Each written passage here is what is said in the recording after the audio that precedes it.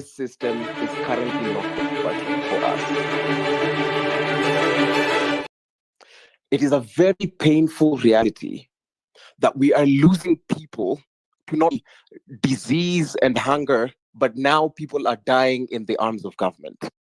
It's a far deeper insult that the government will kill us specifically for asking them to be accountable.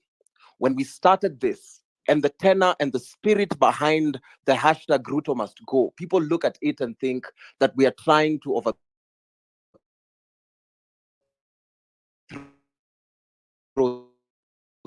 the government. I have not once, in all the protests, I have not once met a young person who wants to overthrow the government and occupy that seat. The government has consistently killed us for being peaceful and asking them to be accountable. There are very, very many atrocities that have happened to the country. Some things which are absolutely unbelievable. Like the fact that when I heard Amerix talk about us being high in the cancer index, I'm thinking just beyond lifestyle. We still have toxic nuclear waste that was dumped in Northeastern. And I was wondering, how comes those people who lead a relatively healthy life, where do they have such high cancer prevalence? We have toxic waste, we have minerals, all these other sides. And there's a young person probably who's on this space and they're wondering, I do not have this much information, but I know I have rage and I know I cannot stand for this government in its corrupt nature. I'm here to tell you that it is valid, whatever it is that you're feeling. You do not need to be the most educated for you to understand that we are being churned out of a system that will never assimilate you for work. That if you do not have any connections, and we call them networking, but it is corrupt decisions made by a few individuals, that the wealth disparity in this country is so great, and the people who are part of the elite want to make it look as if you're not hardworking enough. If as a young person you're here and you're listening to the sound of my voice, as we consistently continue to educate ourselves, when that constitution says all sovereign powers belong to the people of Kenya, it is talking about you.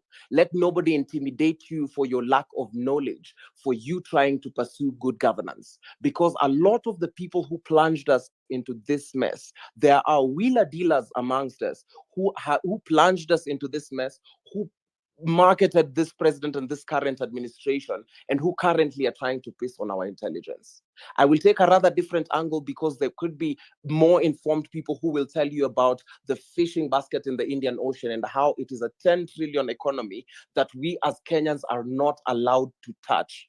Despite us knowing that annually, if there's something that can bring the country 10 trillion, we are supposed to pay attention to it. But it is controlled by very few individuals who have stashed their wealth outside. They're given pockets of land in our colonizers' lands, and they take it and they sell our souls. If, as a young person, you're listening and you're wondering what this rage is about, do not listen to anybody who asks you the question, what next? It cannot be that we have marched in vain, that the blood of 50 plus individuals was spilled and shed in vain for the political class to achieve its selfish ambitions and desires. It cannot be that day in, day out, there are people who use these platforms to settle personal scores and try to detract you from our main goal, which is good governance, a country without corruption, and a country where we have accountability, where people are hired through meritocracy. If you're listening to the sound of this voice, let nobody sell you fear. Let nobody teach you how to exercise your democratic right, because today the guns were drawn. Today, the president made himself clear that he will no longer listen to us constitutionally. And part of the things that I listened to his subtlety when he was saying that enough is enough, and you've seen the police do it, you've seen them accuse us of violence. They've said that they've received intelligence that goons are planning to infiltrate the movement. What goons and why do they not act on that intelligence as soon as they find it? If as a young person you are confused about this, I am here to assuage you and let you know that your rage is in the right place.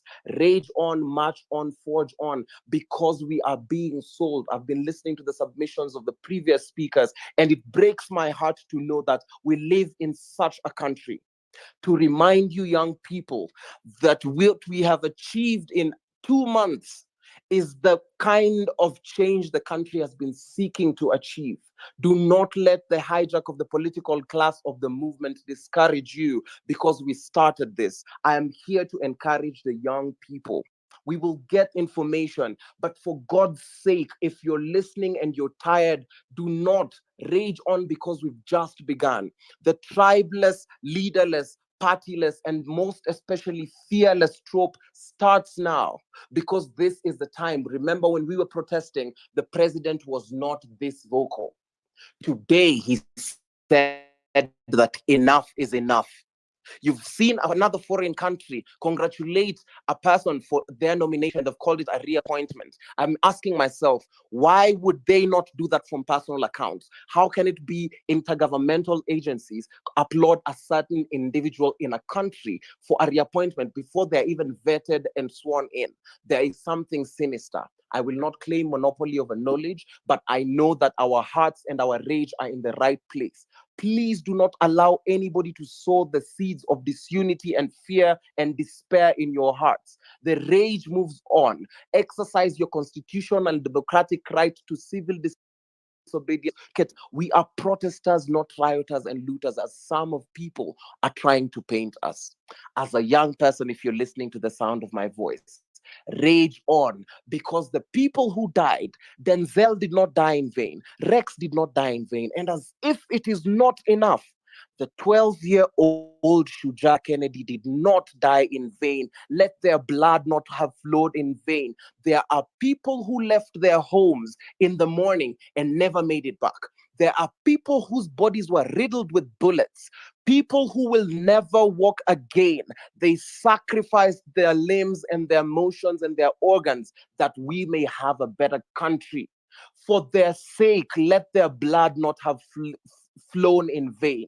We cannot take this from a regime that does not want to listen, a regime that claims dialogue, but dialogue is a preserve of the political class.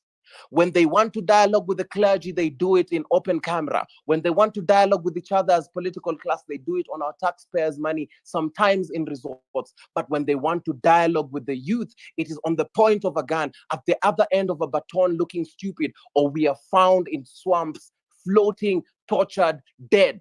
If you dare raise your voice, you are abducted and killed. As a young person, I'm urging you to rage on. The older generation that is here with us have supported us consistently. They are giving us information and equipping us. But let us not be detracted from the rage that is going on, because the rage is not a call to disorder. It is not a call to ban our country. It is a call to proper governance. Rage on, march on. And when you say Ruto must go, you know clearly the issues that we are fighting is a lack of meritocracy. We have seen them pride themselves in tokenistic things where they want to appoint first female things, but that is setting us back ways in which we will never be, because we can never take these tokenistic appointments seriously. Rage on, because they are pissing on your intelligence that once they give us a youth, we find that we can trace them as a proxy to a person who's bearing a case. We said dissolve, not reshuffle. He did exactly that and still gave us people who constitutionally should not even be nominated. He might be playing a long game to try and show us that he has assuaged us, because we know the executive has captured the legislature, and he might take the names so that they are rejected at the legislative level for him to pass off as a person of good governance. We declare that we have seen through that ruse. As a young person, if you're listening to the sound of my voice, rage on. Do not accept your future to be sold out by political prostitutes, people who deal with the lives of millions. And I have said time without number, corruption is akin to genocide. When you take money that belongs to young mothers, you are Kaskazini, killing millions of generations. Kaskazini, Rage you on. can wind up. You can wind up. As I wind up, as we plan to occupy, as we plan to continue to exercise our democratic rights, as we plan to implement our constitutional rights, do not be coward. I am calling you to unity. There will be a lot of distractions, there will be a lot of detractions and small talk, but the political class unites. Remember that they will use everything they have, which is weapons, money, and the minds that they have at their disposal. Do not let anyone whore with your future. Rage on. Okay, thank you so much for the solid submission. So I'm going to let Dr. Beatrice, the PS, to answer the questions that were brought upon her. And Daktari, how are Yes. you telling these young people to occupy Nyayo House? Na hapo hata Nyayo House Nyayo. ukienda bila ID hauwezi ingia. Then another question is, why are you telling them to occupy the 10th floor? You are not telling them the Yes. exact room number that you work in. Haujui room unafanya kazi? So if you can answer those questions and the previous ones that I had brought up, um, before I bring in the next speaker. Okay, Amerix, I am investing valuable time with all of you gathered in this citizen assembly because the issues you are canvassing are very important and I take them very seriously. I want to underline that because I have had some of our brethren here saying I am lying. I wouldn't come here to lie. And Professor and all of us gathered here, you may want to know that so seriously am I taking these issues that I have actually consulted with the PS for Immigration and Citizen Services, Ambassador Julius Bitok, and he has assured me that within a month he would have cleared the backlog on the IDs and he will prioritize university students. That aside, there's my brother, my son, I think, from Shinyalu, who did not believe that you can actually apply for help without an ID. I want to emphasize again that that is possible. So far, help has had agreement with Postbank that students can open bank accounts without IDs. And for the rest, they are using their parents' bank accounts. Of course, we have had some challenges with that, but every solution comes with certain challenges that we continue to talk and see how we can co-create solutions. Now, that said, the second question was from Dr. Lawrence Lawino on my account, Uzima University and the money that is owed. Um, because of the issues that I was explaining about government not having been able to pay 80%, which I was told was too technical and I left it at that, but I can have side conversations on the same.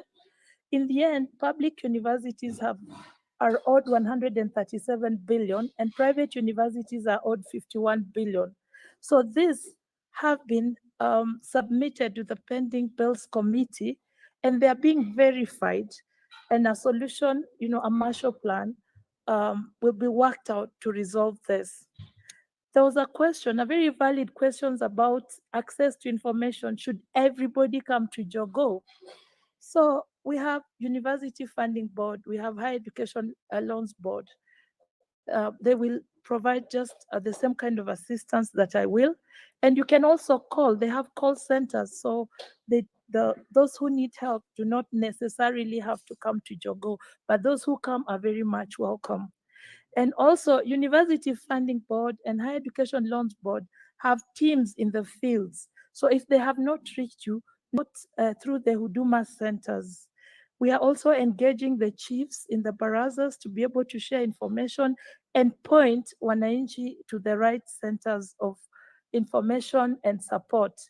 If also you are near a university, universities have help desks that support in sharing information and helping students apply for this support. And I'm very happy to say that so far, 94,000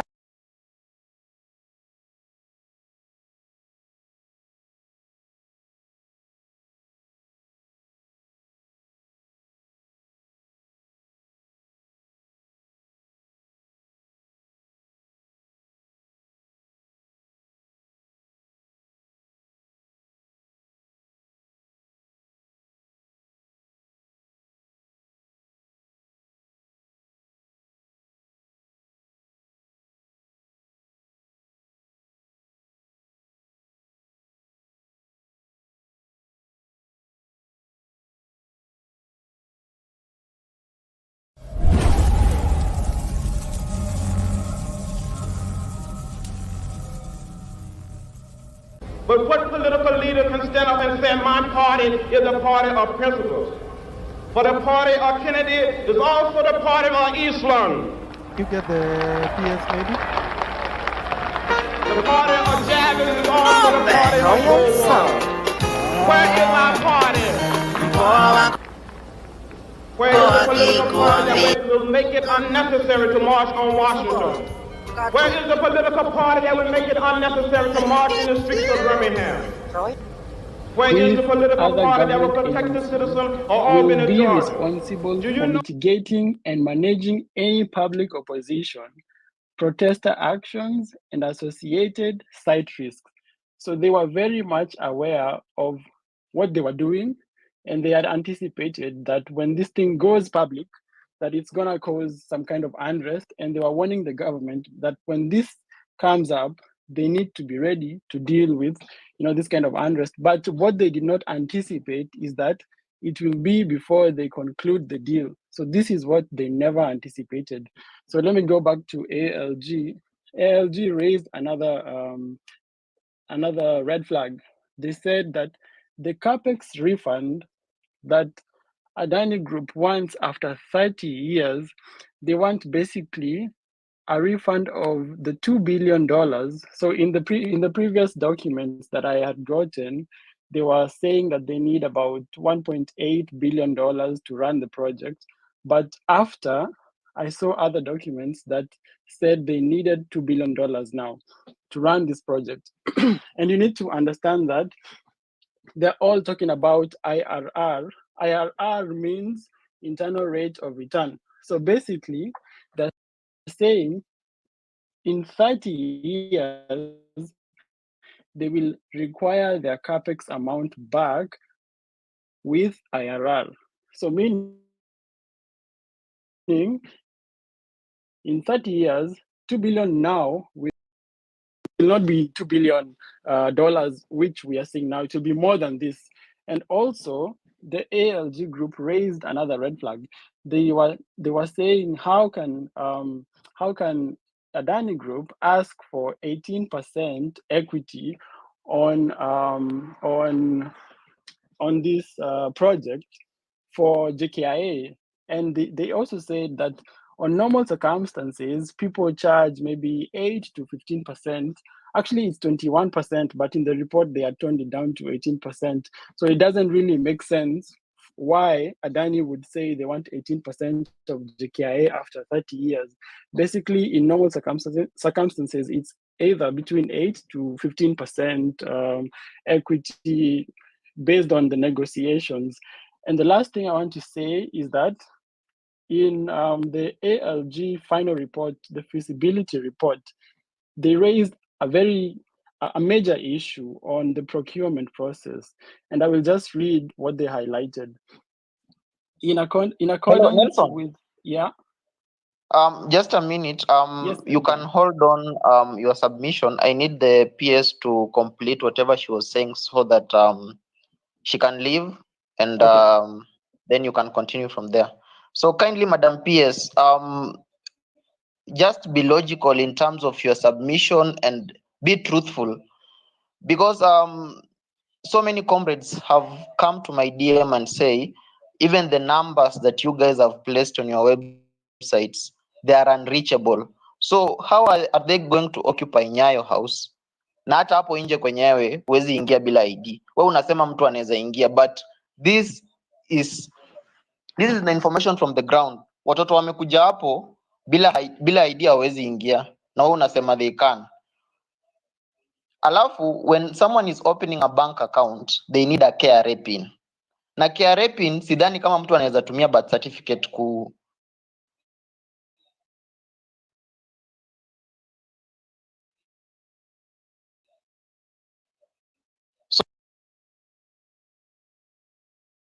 so that just hit the nail on the head. Answer the questions so that we can leave other speakers to also give their submissions. Do we have so many? So thank you.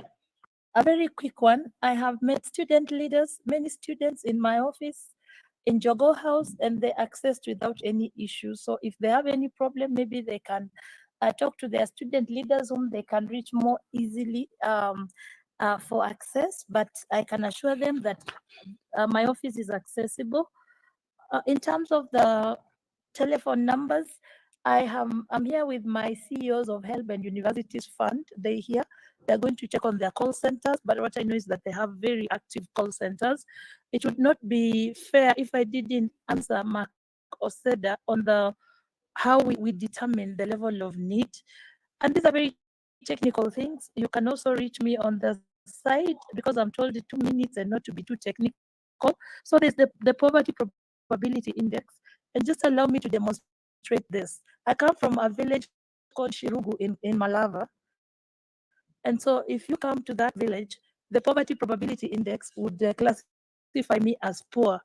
But when you go to KRA, you'll get my salary, which all of you know anyway because it's public. So then I would then be sieved out of the poor to be graded in the bands that shows I have more income. Other issues we look at are if you benefited from scholarships, if you are funded through Harambes, if you're a beneficiary of the National Safety Net, the cash transfer, and Ministry of Labor has a lot of data on that. Then there's the issue of the lag when students are processing with the national ID, and there's some time lag in processing. This is again very technical IT stuff. It's because of the delay in communication between the National Registration Bureau and the Integrated Population Registration Services. And as I wind up, there's the thorny issue of school fees again. And let me just clarify that I'm not going to the details of how we used to have the costs, but that was over and above the actual costs of the program. So now, when the actual cost of the program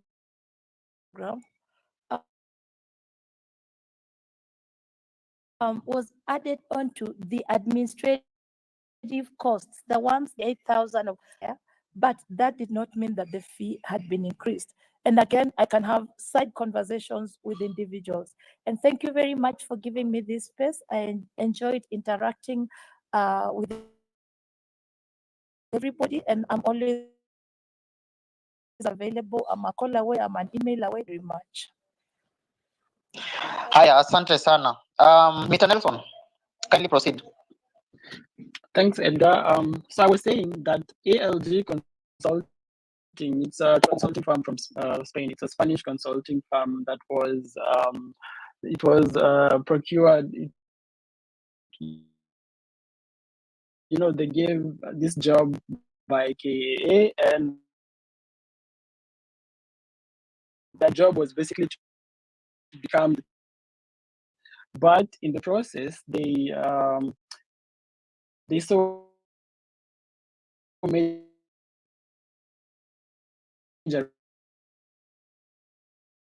red flags in this project, but because of the interest they have with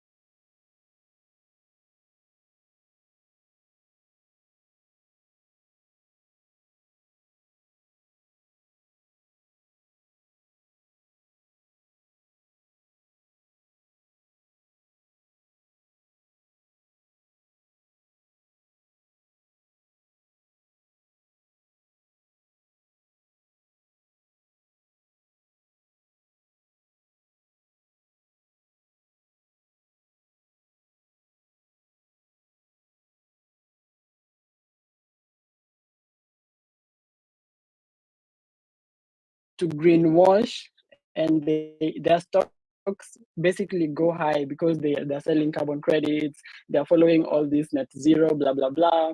And then they use this company to get loans to fund the coal company. So basically, this is a very crooked company. It doesn't make sense that they leave companies from Singapore and Qatar to go to India, to one of the most corrupt companies in India. This company has multiple court cases in India, and the cases are like money laundering. If you remember, maybe most of you do not know, but the Goldenberg saga, the scandal, the way it was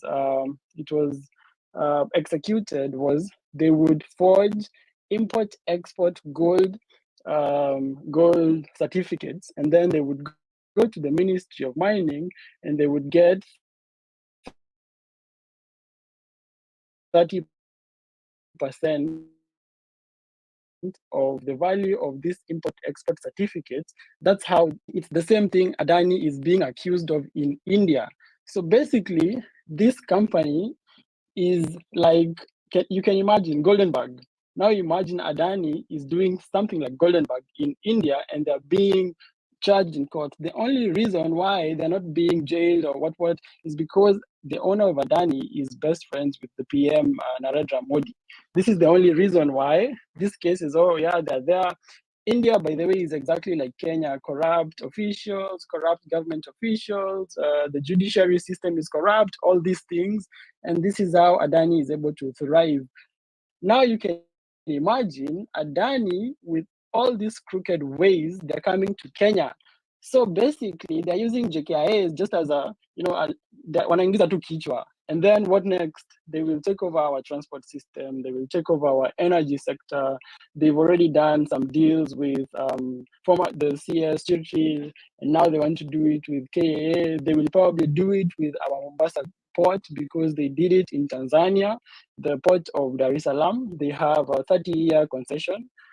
So this is why we need to occupy JKIA as a matter of urgency. It's not a joke. It's something so serious. We need to take it, the way we took finance bill so seriously. This is it. We need to take it as serious as the finance bill. Nothing less, because they are coming to devour our entire country. They're going to just sleep slowly, and you will hear, Adani is building railway. I don't know where. Adani is building this road. And mind you, they are in, I don't know, $50 billion debt. They don't have the money to fund this project. I forgot to mention that 53% of this project will be funded by the taxpayer. So why is this a PPP project? And 14% will be funded by investors, then the rest will be funded by a loan. They're asking KAA to transfer this property where the airport is, the title deed.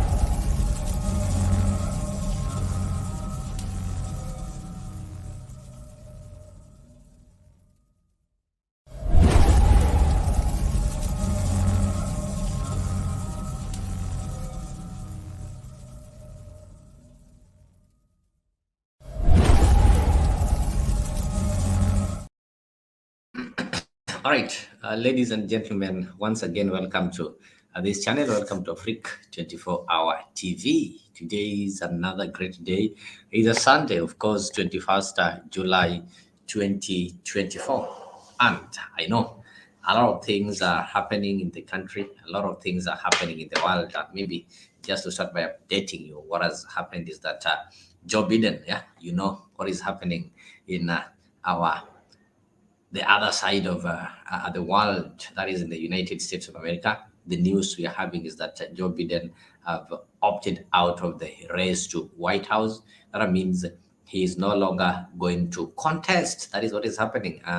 News is that Joe Biden drops out of the White House race. This is after the United States of American current president Joe Biden announced today that he will end his presidential re-election campaign, bringing to an end an abrupt and humbling conclusion to his half-century-long political career and scrambling the race for the White House just 4 months to elections. So what is going to happen next? Remember, Joe Biden is 81 years old, and he's really facing competition from the former president, the one whom he inherited, okay, the one whom he took over from, that is Donald Trump, who is likely to win the elections based on maybe not only the statistics, but based on the current opinion polls that have been done, showing clearly that if Joe remains in the race, then he's likely to be beaten like a Burkenge by one Donald Trump. So, as they say, a good dancer knows when to stop. Joe Biden have decided that finally he's not going to be part of the race, and instead he's going to give support to his deputy. So, the question that I know people should be asking is, that is the United States of America ready for a female president? I don't know how you take it, because United States of America have never had a female president yet. They do lecture people matters of gender equality and such kind of things, but back in their house, back in their country, of course, back in their house, you'll find that they've never had what is called a female president. So maybe it could be that this one is going to be one of its kind, maybe elections of its kind, when maybe you'll finally say that, okay, Americans will decide that they're going to elect a female as the president. That one is if Democrats are going to front Joe Biden as a deputy. Yeah. Let us leave it to the Americans. Let us get back to our Kenyan politics. This is what has happened. Recently, the other day, the president did do what? The president did name some 11 members of cabinet. Of course, as he did some reappointments to some people whom he fired. Okay, he fired them. I don't know if that is the appropriate language that I can be able to use. The president did dissolve his cabinet, and upon dissolving the cabinet, he later on had to do some appointments. And in the appointments, he appointed 11, and about 11 were remaining. And people heard it that the 11 that were appointed, maybe people belong to him, and he extended some olive branch to the opposition, that is Raila Odinga and the Azimio, to help him propose the names that are going to be in cabinet. Now, watu wanasema kuna venye baba alimcheza. He said that, okay, he expected Raila to be present there, and they're supposed to name maybe all the cabinet, but all of a sudden, it's like Raila's number was not going through. So those are just speculations. And this one, in the appointment, of course, the Kenyans, some still feel disappointed because he did reappoint the people who were there before. We saw Attorney General being given to Rebecca Miano. Remember, Rebecca Miano was there before. He did appoint Interior, gave it to Kithure Kindiki, who was there previously. He also returned back Aden Duale in his defense position. He reshuffled Davis Chirchir, removed him from energy and took him to transport. And of course, we also managed to see Soipan Chuya remaining in his environment docket. This is where they plant trees and such kind of things. We did see some new faces like in agriculture, health, and we also saw some new faces in ICT, telling you that Walo is not going to be there. In agriculture, Mithuka Linturi is not going to be there. Susan Nahimicha was also replaced in her docket. So besides that, there's another about turn. Raila was not clear on whether he supports the government of unity, the GNU, the government of unity, which 11 members were named.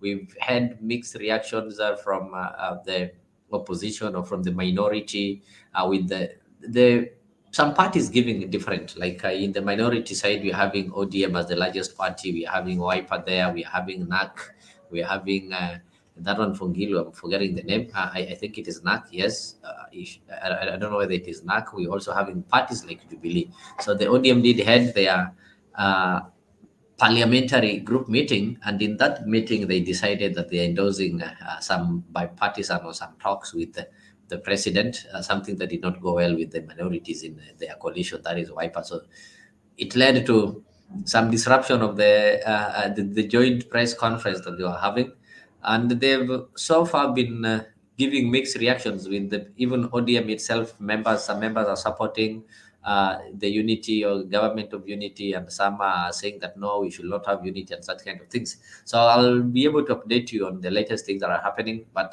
today, Raila through his communication team did communicate, and maybe I'll be able to read for you some of the words in his letters. That to the young, resilient generation of our nation, I would like to address you this morning. I agree that justice must come first before any talks. Towards this end, I stand with you that there must be, number one, compensation for every victim of the police brutality, dismissal of all protest-related cases, release of all abductees and those in jail, resolution of outstanding health care, that is healthcare workers' welfare, and education, that is JSS teachers' grievances, reverting of our public healthcare insurance back to NHIF and to discard the SHIF. He also did talk of a prosecution of all security sector perpetrators who facilitated atrocities on peaceful Kenyans. So once these issues are resolved, we can focus on a national conversation and conduct a transparently in a new that will be conducted at transparently and neutral venue.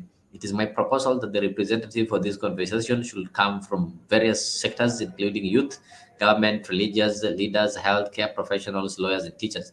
We must come together to discuss national and constitutional critical issues touching on the following.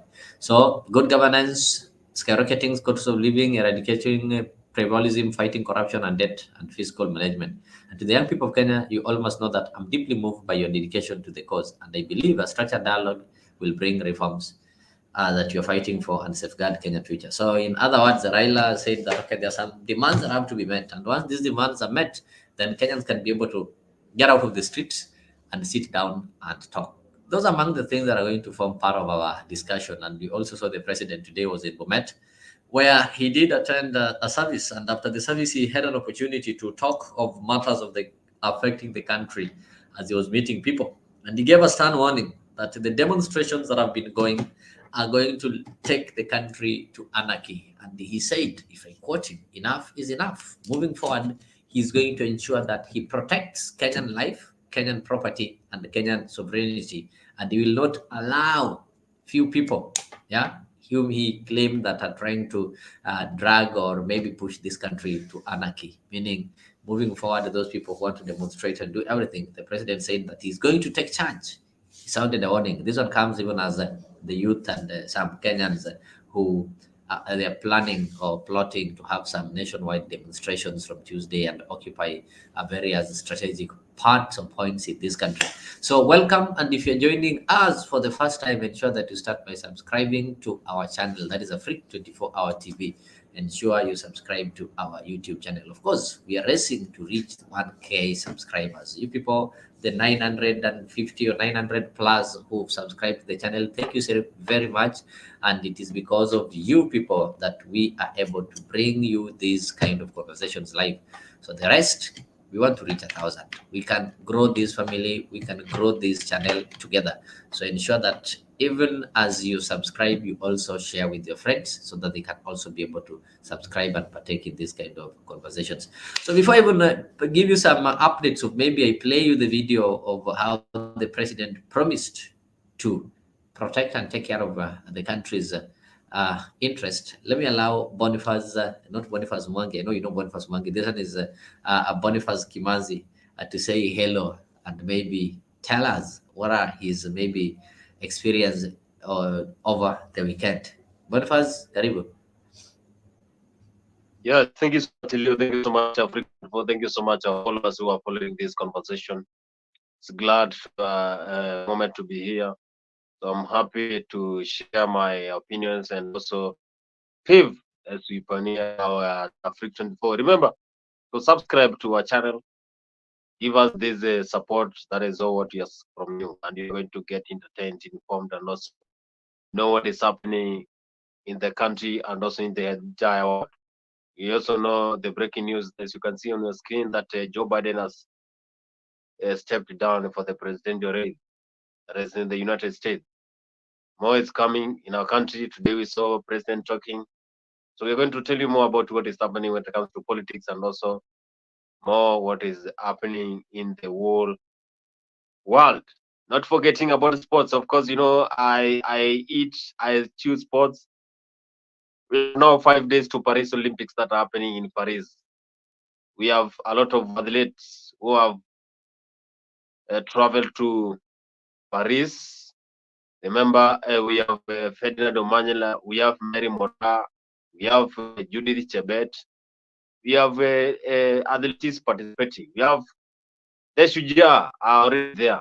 Malkia strikers have already landed in the city of Miramas. In 5 days, we are starting the Olympics. That is the big game that we have in the year 2024 Paris Olympics.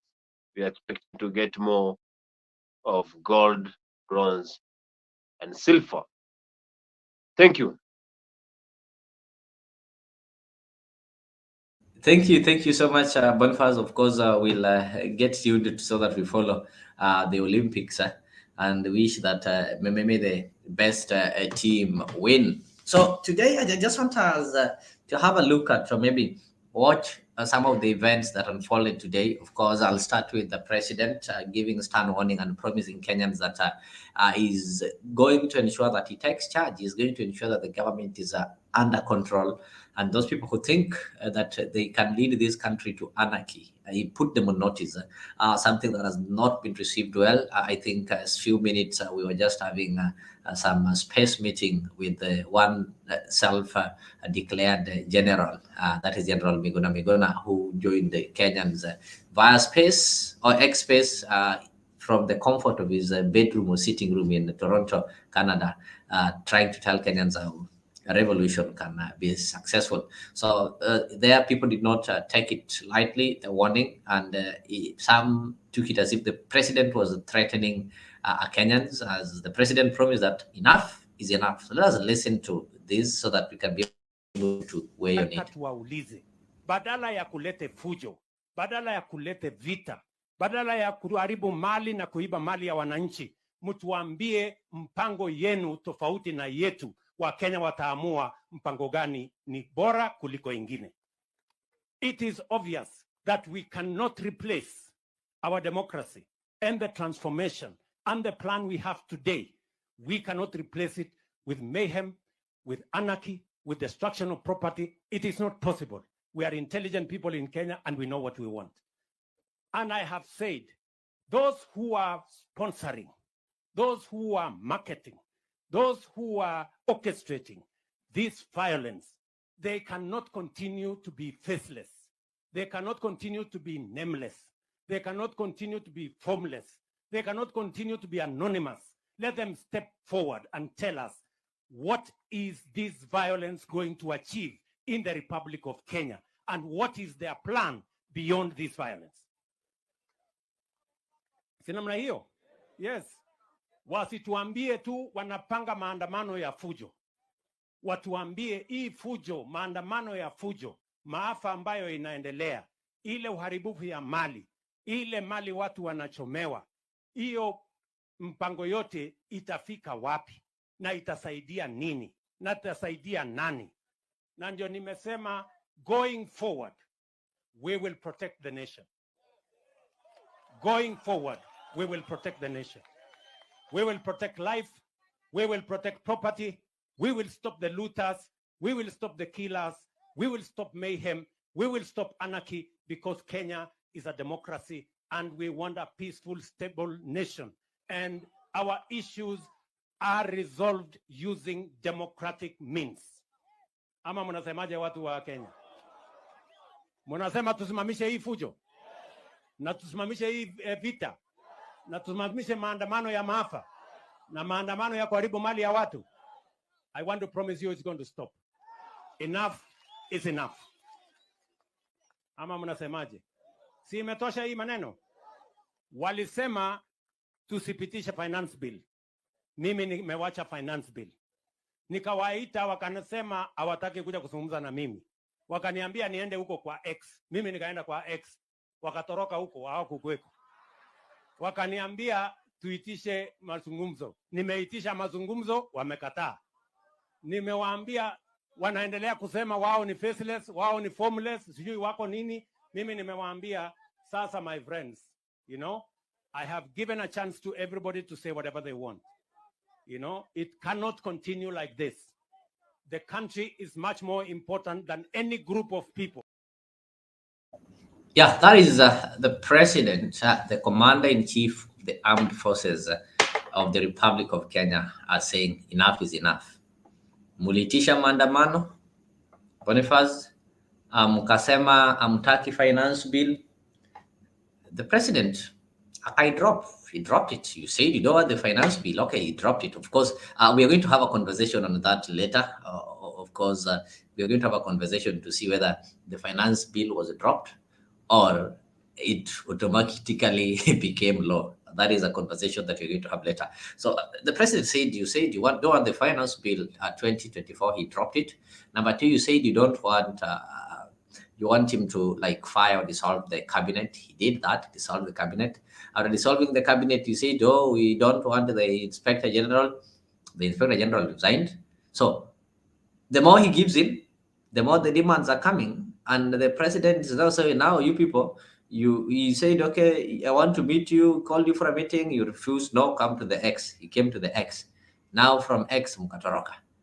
Now you're saying he must go. You want to go to State House and such kind of things. And the president has said now, because the power is conferred to him as the commander-in-chief of the armed forces and the sword and everything that was given, he sought to protect the lives of Kenyans, the properties, and ensure that he upholds the constitution. That is our sovereignty must be protected. So he said enough is enough. So how do you translate or how do you view that speech by president? Was it done appropriately? I've heard some people saying it was inappropriate, it was reckless and such kind of things. How do you take the speech of the president?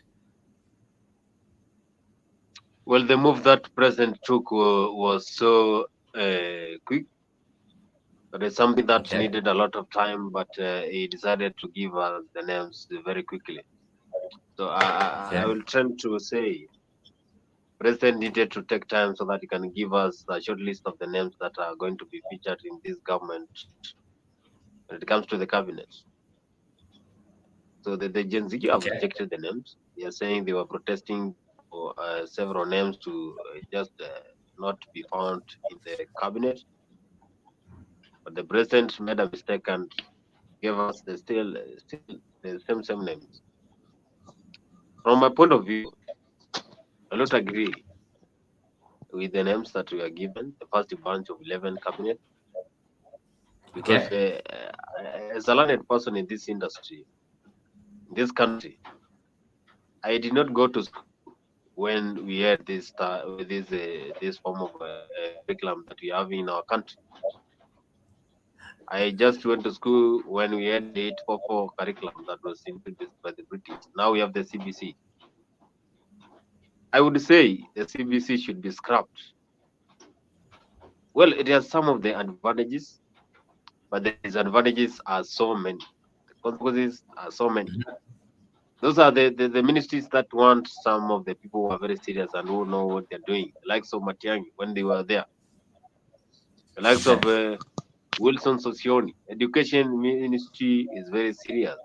Same to defense. Same to internal security. Same to Minister of Agriculture. You know, this is the backbone of our country. So I'll tend to say the president should be keen.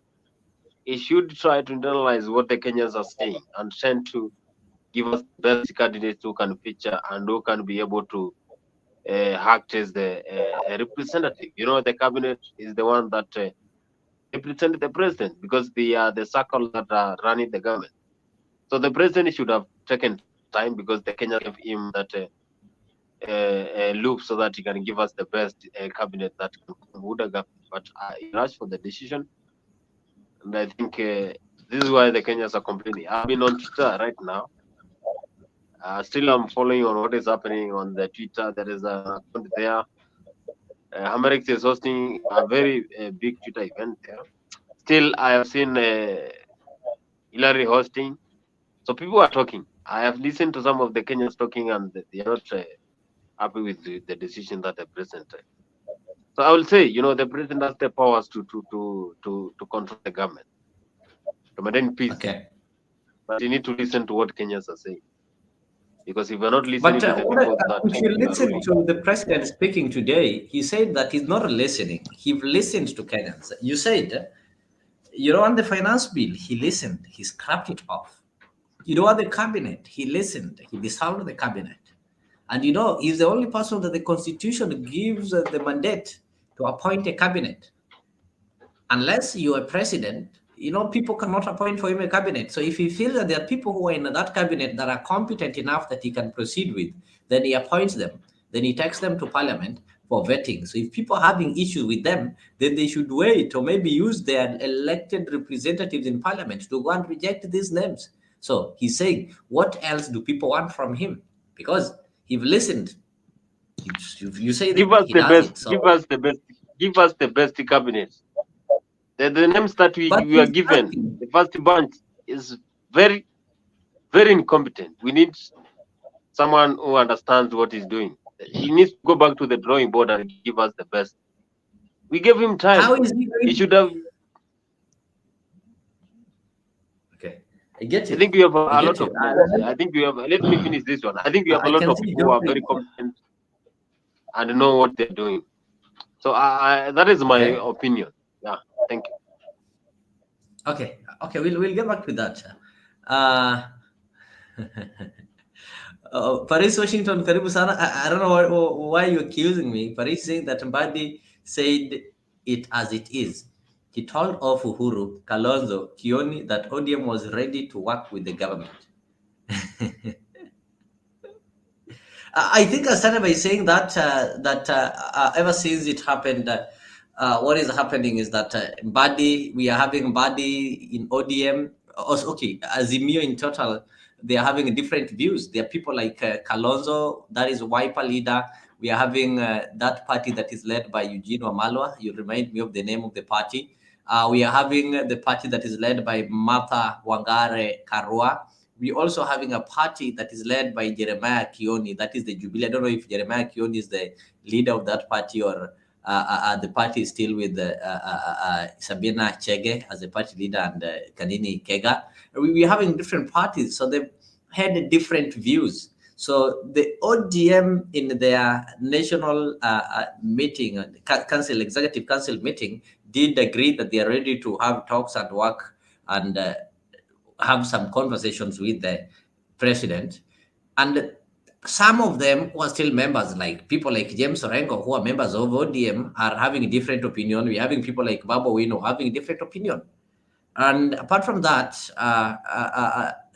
the president gave 11 names and he said he's trying to reach out so that they can have a government of a national unity, and he is in the advanced stage. But it's also rumored that there are people who are behind, who doesn't want not the ODM and the Azimio leader to work with the government or to have some coalitions or to have some talks or to have some agreements. And they say these are people like the former president Uhuru Kenyatta, who feels that this is an opportunity that he can now make Raila a president. I don't know how he's going to make Raila president. We're just speculating because these are things that are outside there, that they feel that, okay, when the Gen Zs or the Kenyans keep on pushing Ruto to the wall, then there is going to be an opportunity. Remember, ladies and gentlemen, that politics will always remain politics. And in politics, there's something called that you make use of the available opportunity.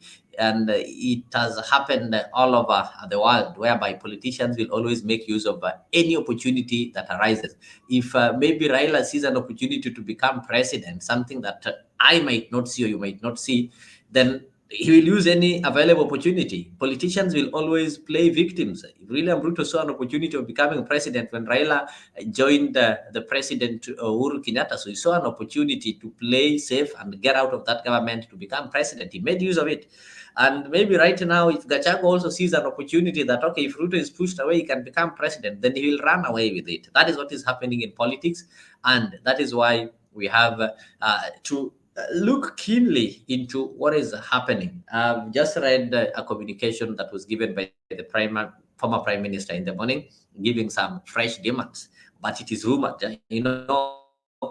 With us in media, we have to verify rumors, of course. In media, that is what media does, and we have to verify rumors. We have to listen to these rumors and come and maybe verify them.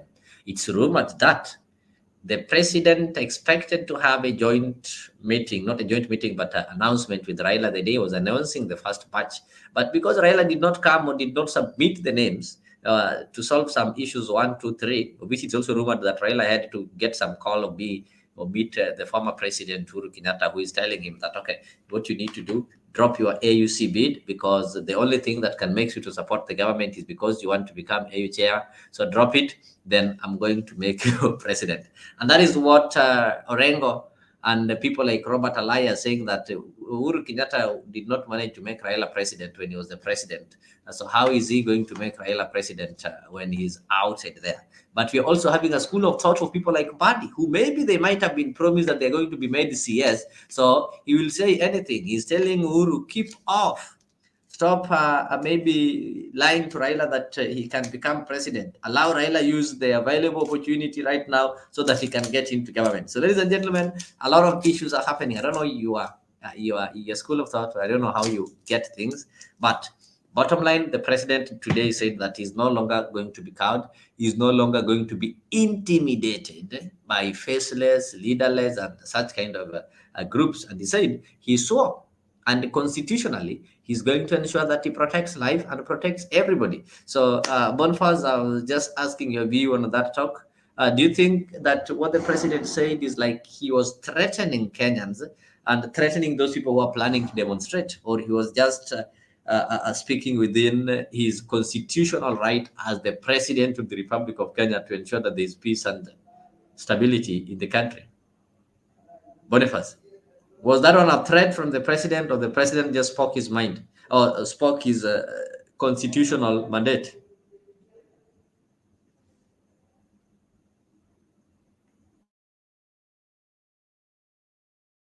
That was not a threat. That is something, of course, the Kenyans expected him to say.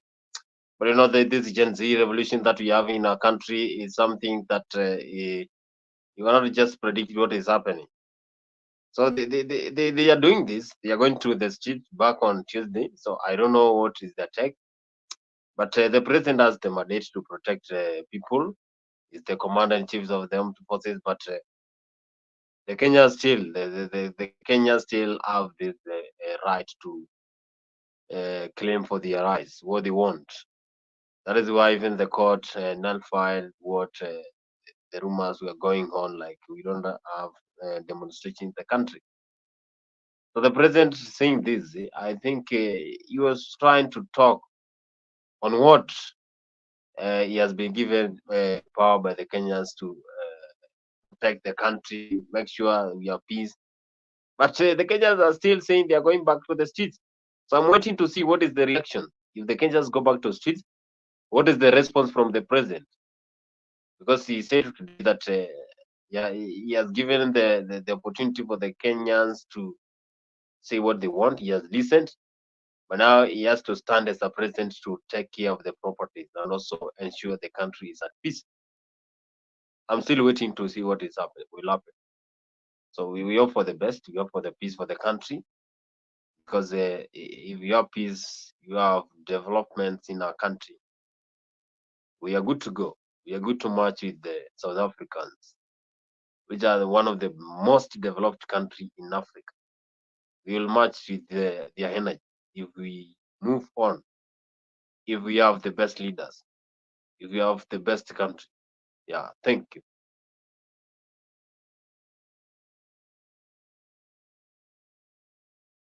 Sorry. Thank you so much. I think I get that. Toa uchafu kwa elimu is saying that kwani protect property ya watu na constitution is threat. And I also see Awesome is saying that the president was speaking to specific people, not the Gen Zs as you think, but the sponsors. So, okay. Who are these specific people? Of course, they've been claims. Yes. Kumekuwa na like claims, people have been claiming that, okay, you see, there are people who are sponsoring these, how do you call it? These demonstrations. The people are sponsoring these demonstrations. And of course, organizations have been mentioned. And we're also having individuals, of course, who are not Gen Zs, who've been seen participating in this kind of, or organizing meetings to do what? Organizing meetings so that they can discuss on how people can demonstrate. We've been having these X-Space meetings, and like right now we had one that is coordinated by one self-proclaimed General Migona. So you'll find people like Migona there. Those are not Gen Zs. We are having people like Boniface Mwangi. Those are not Gen Zs. We are having people like the former Chief Justice Willy Mutunga. We are having the Law Society of Kenya, led by the Faith Diambo. We are having so many people who are involved in this kind of movement, and that is why the president feels that there are people who are sponsoring these movements. Of course, we've also heard rumors that the former president Uhuru Kenyatta is also among the people who are sponsoring this kind of demonstrations, though we don't have evidence. These are just rumors, and I told you what we do, we try to verify rumors. So ladies and gentlemen, we're just having conversation of what is happening. What next for the President Ruto? Raila seemed to be making a U-turn on Government of National Unity. Raila seemed to be threatened, or maybe seemed to be having some pressure from the youths and the Gen Zs who are telling him, Raila, don't get in, don't do this. And at the same time, somebody is saying, oh, it's evident. This is a time that Raila is finding it hard because he wants to become AU chairman. For him to become AU chairman, he has to fight. He has to protect, or maybe he has to get support of the president or support of the government. And for him to become the AU chairman, he must be able to ensure that there's stability in his country. That is, he has to get a way of ensuring that these kind of demonstrations are dealt with, and it is not happening, because one of the mandate of the African Union is to ensure that there's stability in the member state countries. So you cannot be a chairman of AU, yet your country, people are fighting, people are on the streets, people are being killed by police and such kind of things. So he has got that one. Number two, there is pressure by the Gen Zs telling you that Raila, you just don't join the president and such kind of things. And there is also William Ruto here who is telling you that let us join me in this government. Let us join me in this government, and I'll give you some cabinet secretaries to your party members or people associated to you and such kind of things. And there's also Uhuru Kenyatta there who's telling me that Raila, achana na hiyo mambo ya AU, let us push Ruto out. You have chances, I'll make you president in 2027, or shall that opportunity come? And it is also rumored that Gachagua is also in it. So being Raila is hard at this moment. I don't know your take on this, Toa Uchafu. Let me get your comments on the comment section. So if you're joining me from Facebook, you're joining me on the YouTube channel, ensure that you do communicate on the comment section. And you can also use the link that I've shared on the comment section, join the studio, and be part of this conversation. So the comment section there, just let me know where you're joining me from. Or maybe if you're having a question or your view. I can see Toa Uchafu Kaulimi saying that Kimanzi giving a South Africa example is poor. The Europeans in South Africa are the only beneficiaries. The Africans are poor. I think Kenya is a great country. And one thing that I might urge my countrymen, that let us not go the way we've seen countries going north. We've seen countries like Sudan. We've seen our neighboring Somalia. We are seeing what is happening in DRC. One thing that I'm sure of is that once we get lawlessness, or maybe you have something like a coup, whether civilian or military coup, getting back to where we are as a country, as a one nation, despite the fact that there are claims of tribalism and such kind of things, is normally a dream. The countries that have gone that way, Somalia is almost 40 years from civil war. They've never recovered. 40 years. Imagine somebody who was born during the time of Siad Barre in 1990 or 1991, when they had a coup.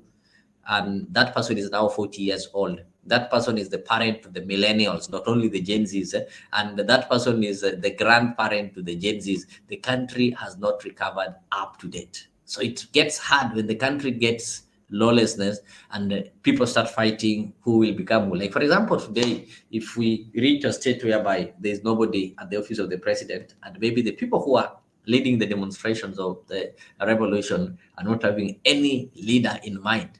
So the next thing that happens, once the vacancy occurs, people will start fighting and scrambling. And that is what leads to failed states that we see. So as my fellow countrymen, we can get better ways of maybe solving or sorting out issues, or we can have better strategies. When we want a revolution, it has to be strategically planned, and people know how power is going to be taken. So Benfaz, allow me maybe to play a certain video here of John Mbadi, that is the chairman of ODM, also making his claims on the current situation that the country is in at the moment. I am in total disagreement with James Agriole. He's my senior, he's my friend, but where he's wrong, I will tell him you are wrong. You cannot tell us that we cannot dialogue, that we cannot talk with Ruto, we cannot talk as Kenyans. What is the alternative? We cannot play politics of populism. We cannot play politics of theory. We have been playing politics of theory since independence. That is why we have got these things wrong. Where are you taking us? We cannot follow Kalonzo because we don't know where he's going. Personally, as John Mbadi, I am saying it here affirmatively. I am not persuaded that Kalonzo is taking us anywhere. And I'm not persuaded that Uhuru means well for us now. If he wanted to give us leadership, he would have given us leadership. In 2022, some of us today, we would be cabinet ministers. I would not be a nominated member of parliament. You are telling us that now it's when Uhuru has a solution, has the key to take us to State House. When he was at State House, he handed over key to someone else. Now you are teaching us that Uhuru can give us the key to State House. I want to say it because I'm also a senior politician in this republic and this region. I am also a senior politician in Luland. I have authority. I am the chairman of ODM. We sat as a party. We told the Prime Minister, our party leader, we agreed that we need dialogue, we need discussion, we need conversation. We must decide where Kenya is going. ODM is a big party. We cannot just be passive participants. We must also talk about the future of this country. And you cannot tell us that the presidency of Ruto will come down. How? And if it comes down, what is the solution? If Ruto today resigns, it is Gachagua who is going to be president. Is he a better option? To me, I say no. Gachagua is worse than Ruto. He's a tribalist. He said Kenya is a company with the shareholders where we don't belong.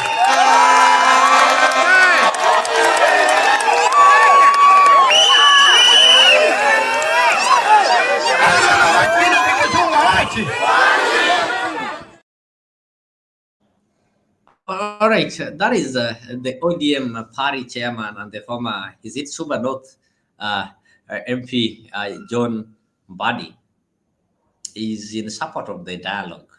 He's in support of joining Ruto's government, and he's claiming that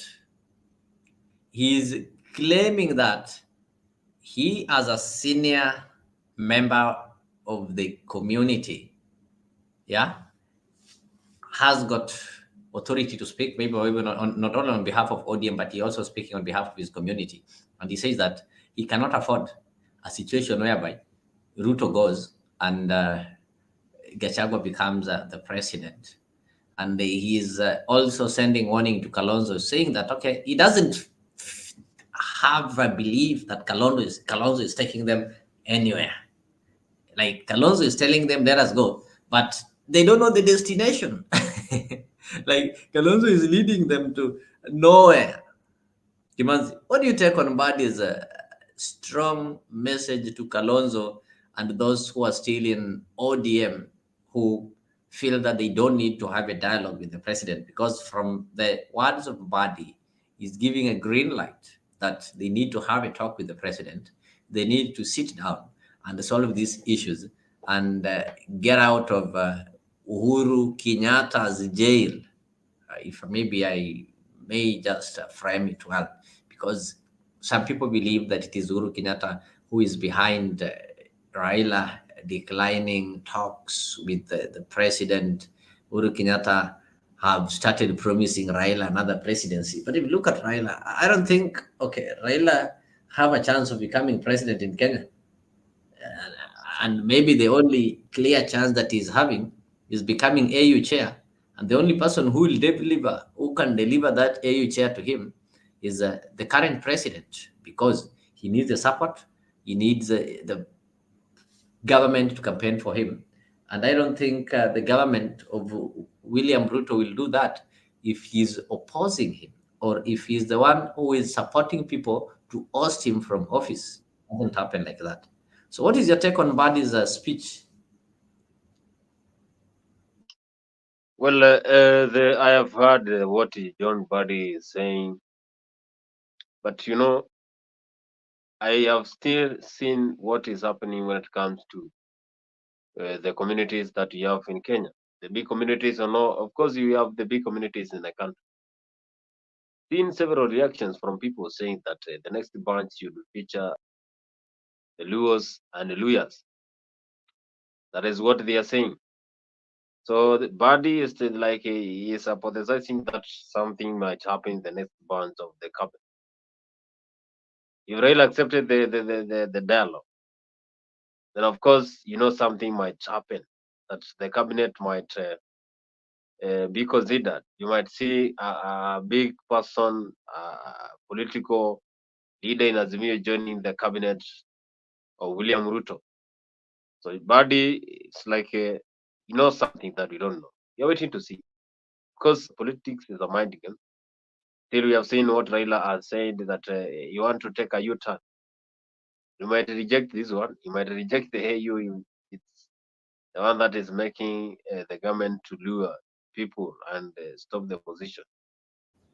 So Azimio, as you speak, it is not the one that we have been used to. Raila is not the one that people know. So we are still waiting to see what is going to happen in the next couple of months. But we are ready to be surprised. Maybe opposition might end or might be strong. Whatever is going to happen, we want to see. Yeah. I get you, Bonnie. And do you think that William Ruto can be pushed to resignation through these demonstrations? That is 100% no. You cannot push Ruto to just resign. It will be hard. If the resignation is going to be hard, is John Badi making sense? Okay, before you get maybe to comparative, maybe we compare if John Badi is making sense. I also want us to listen to another senior ODM member, the former senator of Siaya and the current governor of Siaya, James Orengo, also giving his view on the planned or maybe the rumored coalition agreement of the marriage that should be there or is there between the Azimio coalition or ODM party and Kenya. So I'm praying that Kenyans will listen to the voices of mothers like Mother Kevin to see that justice is done. Justice is done. And I want to say those who are in a rush to join Ruto, that Ruto is a passing cloud. I am saying that without a fear of contradiction. Because Ruto now has no money. Because he's been borrowing. And the Kenyans have told him you cannot borrow. Ruto has said no taxation. But he said he's continued to taxation. And he refused taxation through the finance bill. So he cannot tax Kenyans. Ruto has lost the confidence of the international community. So, where is Ruto going to take us? Ruto is taking us into a sinking ship. And I'm urging everybody that joining Ruto is a disaster, is an abomination. It cannot work.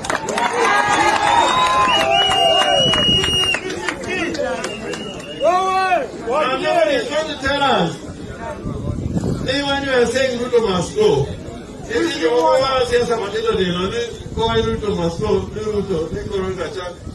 say Ruto must go with all his people. And the entire government must go. Nobody is going to remain there. That is the Siaya Governor James Orengo, speaking or reading from different page with his party chairman, John Badi. Bonnie, do you think that James is just playing some popular politics, as Buddy term him? Because with him, he's against ODM or Raila working with Ruto when his party chairman wishes that is what happens. Sam is saying that Orengo is just jealous that his juniors are about to join government while he is the underperforming governor in Kenya. Ramesu, you're gone. Karibu sana. I can see you. I've written so many times on the comment section that if the Rift Valley unites with Western and the Nyanza, the central region goes solo. We are headed there. Awesome. Elaborate on that. Boniface, back to you. Why is Orengo and Mbadi having different versions? It seems like Orengo doesn't want this kind of agreement. He's on the side of Kalonzo and the Karwas.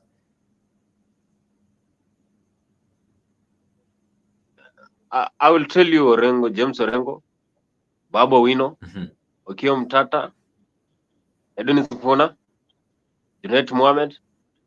Those are the kind of leaders who are very loyal to the party of Azimio and the entire coalition. You will never see him betraying. So that's why Orengo is acting so weird. He rejected, even if the leader Baba or Raila Odinga joined. He rejected that one. What does that tell you? That Azimio has broken. Azimio is not in one line. Azimio has problems because Raila is not being firm with the decisions that he's making. Let him tell us, does he want the AU job? Has he joined the handshake?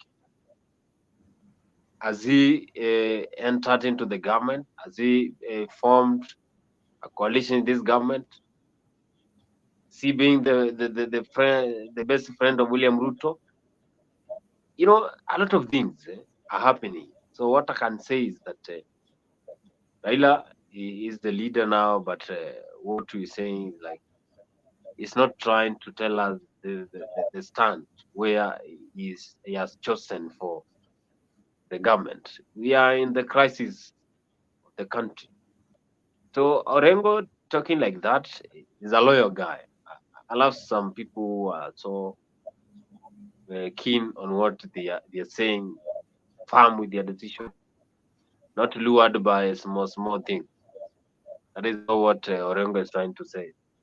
That he is firm. That even if Raila join, he'll not join. So I think that is my view about what Orengo said, and contrary to what John Buddy said. I get you. I get you. I get you. I get you. I get you. So we are seeing a divided party, whereby people are divided.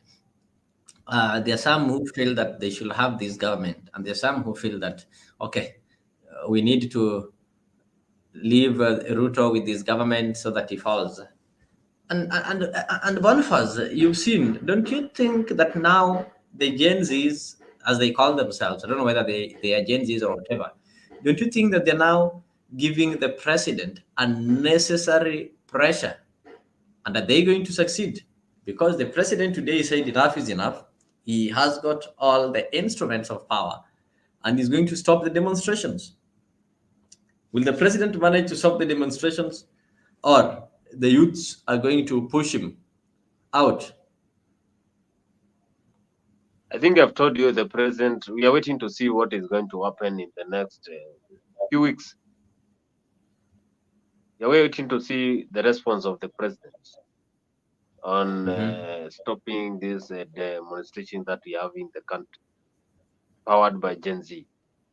We're going to see how he's going to respond, how he's going to react on the ongoing protests in the country.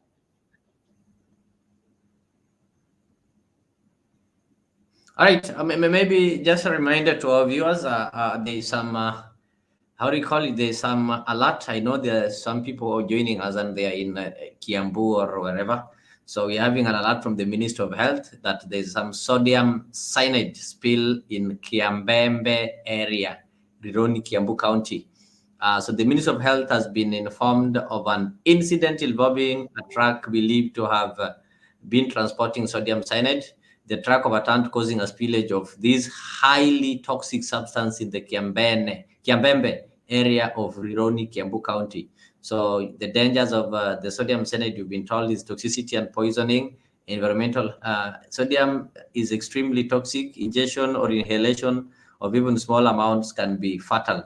Exposure can cause immediate symptoms such as headache, dizziness, shortness of breath, nausea, and vomiting. So severe exposure can lead to loss of consciousness and convulsions within minutes. Conversions within minutes. So provide prolonged or repeated exposure to lower levels can result in long-term health issues, including neurological damage, thyroid dysfunction, and cardiovascular problems. So there are some environmental hazards there and protective measures. So public advisory, the ministry advises the public to avoid the site of the incident and to cooperate with the emergency and disaster response teams as they work to contain the situation. So avoid that road. It's also, I think even the United States Embassy have also told their citizens that they need to avoid Highway S104, Kambembe, Kiambu County. So guys, just take caution and ensure that you are safe as we proceed with this conversation. I'll still giving you the updates of some of the things that happened during the day. And of course, we also had a church service, and the pastors, I think, also some of you have missed the deputy president. So maybe I'll just play your video. Because when Solomon was putting this church, this temple, as you are putting the state house, because the state house is our house for all of us, there was one thing that was genuine and very specific. Ilikuwa ikijengwa, lakini haukusikika sauti ya chuma. There was no chisel, because the stones were dressed from the Kwale first. So from the site, there was no work of Kwale, because already it was addressed stone. Meaning, in the site is just building, but in the Kwale is preparation. I don't want to give you an advice because I'm not equal to it, but I'm telling you this, that go to the Kwale, do the work of the Kwale before you go to the site. We have seen the messes that you brought in some stones that were not fully dressed. And out of it, there is a lot of noise, which should not be there. Let the noise be in the Kwale. And this is what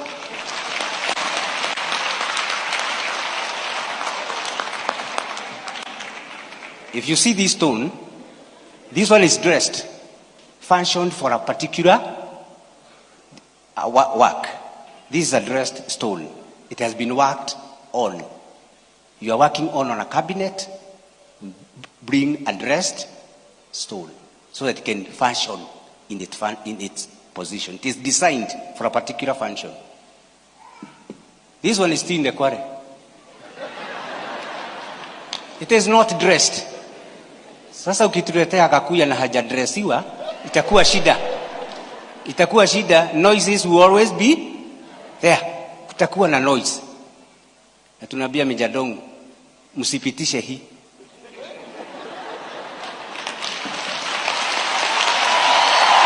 Mpitishe hii.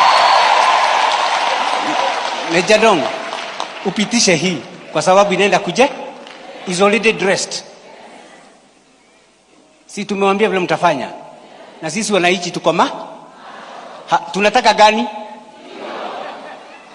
Na hii Gen Z wanasema wataki. Wanasema na sisi pia tunasema.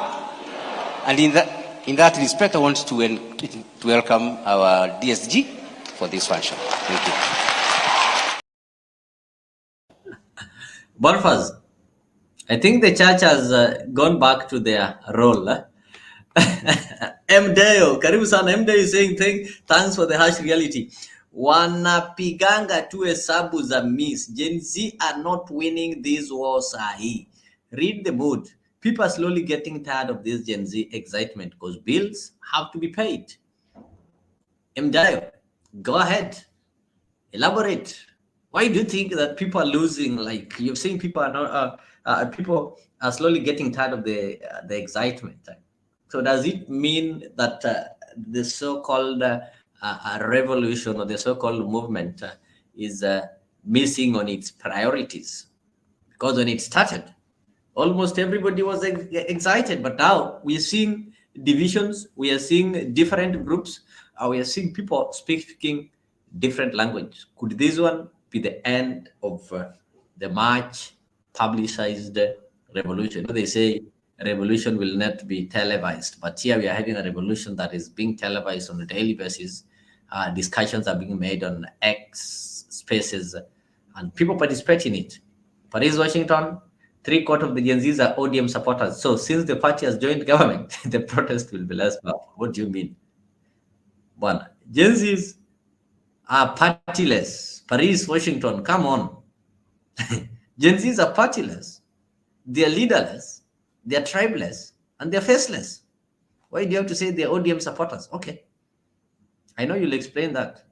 Bonnie, I think Waziri, not the Waziri, but the preacher there was trying to talk about the cabinet that have so far been named or nominated, awaiting a parliamentary approval. He was having some hidden message there. So what do you think of this? Of course, some people say that, okay, he recycled. But first, you're having somebody who is doing well. You're having a tire. Okay, you remove the tire from your car, but this tire wasn't worn out. It's still serving, it's still best. Can't you reuse it again? You know, I will not just talk much about what the preacher said, because you know, these pastors, bishops, they have revelation from God. So he has a message that he delivered it at home. So the interpretation will be quite different from any other human being. But I think the person who was intended to hear the message got what it was being said. So it is upon the president now to even look for interpreters. You know, there is a time when King David was adding the flock in the forest. You know, I'll not go into details about Bible, but I remember there is something that happened, and the revelation was what led to the success of David. So same way, William Ruto and the government, entire government, should internalize those words that were said by the preacher. You know, he was standing in front of church members, and that was a church. And in church, there is a temple of God.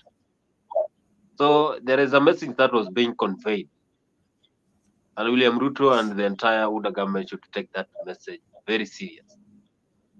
Because in either way, the message will make the success of this government or failure of the government. Thank you.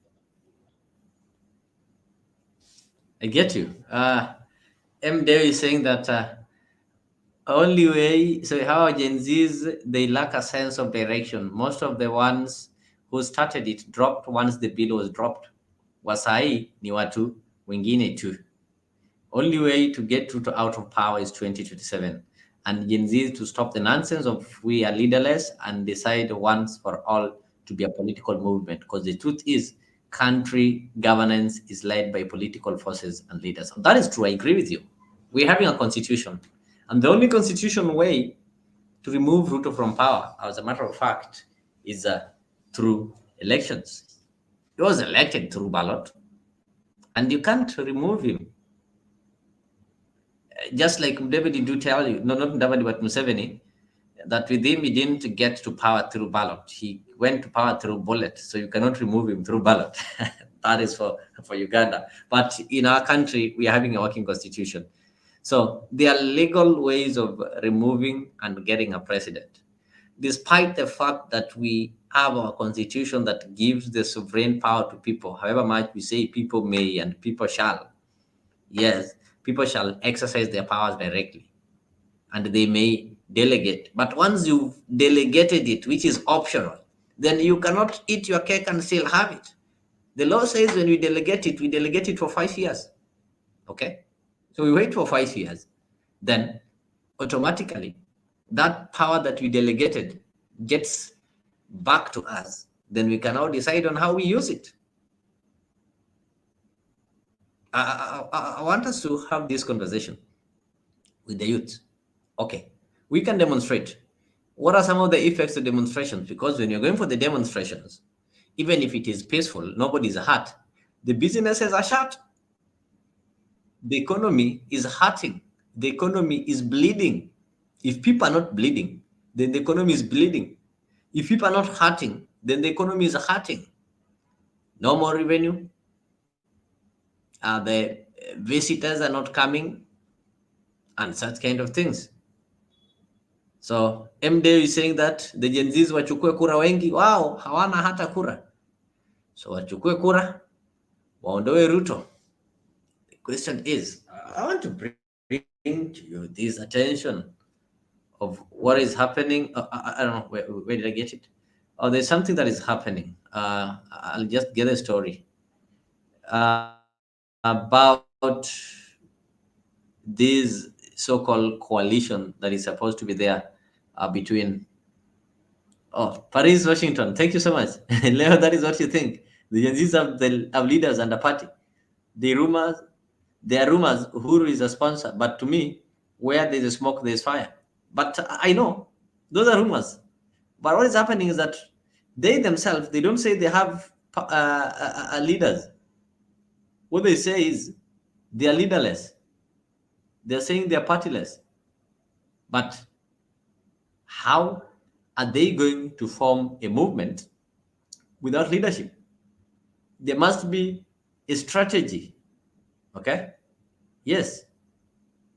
I think that is it. I get you. They're saying they're leaderless. Though the rumors are there that, oh, these people are not leaderless or something like that. I'm looking for a message here.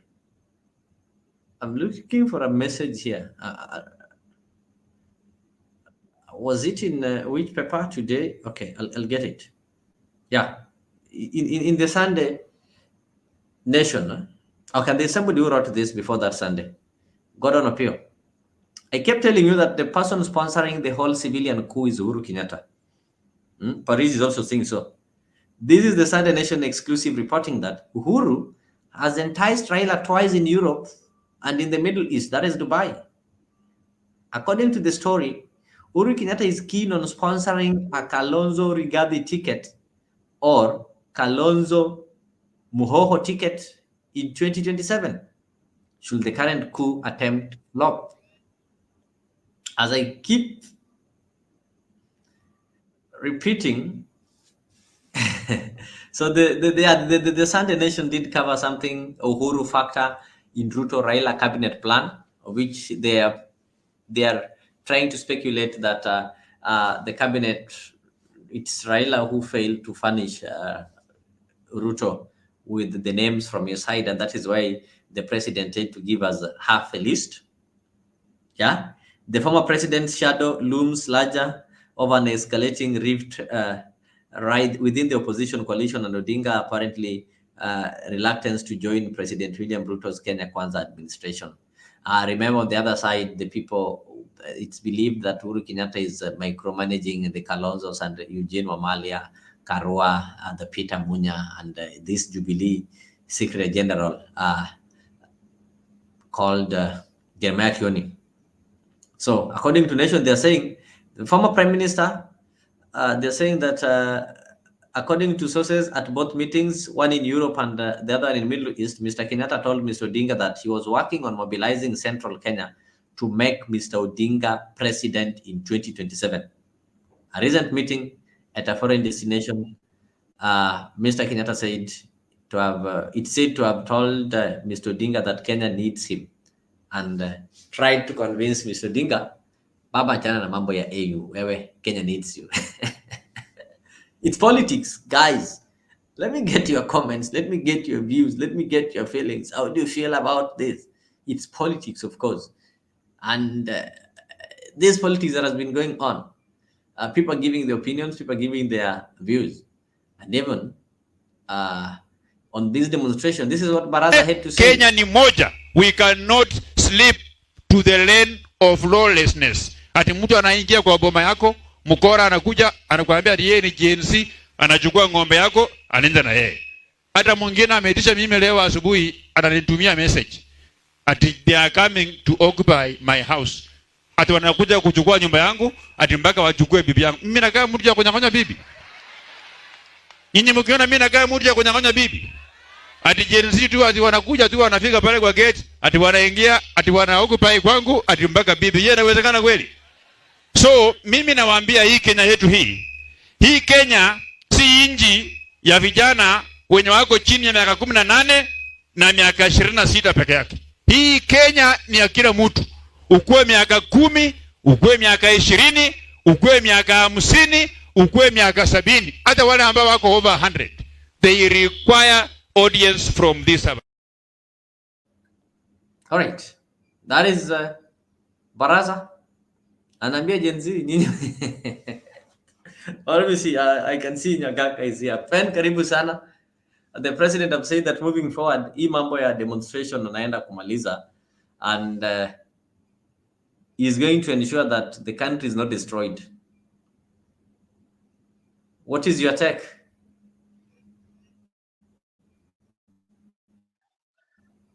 Leo. Yes. What the president is talking about is wasting our time. I mean, there's a waste of time. What is he doing? Yeah, anafanya nini? What is the president doing? If he brought back Kindiki, is wasting our time. Because Kindiki, upon your wizi wengi, yani those who steal, yani what they call the ministry? A ministry ya Kindiki. Ndio inaiba the highest. Interior government coordination. Ndio inaiba the highest. And the president brings back that guy who was responsible for interior coordination. What is he doing? He's wasting our time, my friend. What is the same maybe? Wengine, like personally I support the ODM. I mean, UDA. Lakini huyu Kindiki na huyu the guy from your area anaitwa Moro walinifukuza. When I was at home, they kicked me out of Nyasa Ravas of ODM. Walinifukuza kutoka huko kwa sababu wewe huko member ya ODM.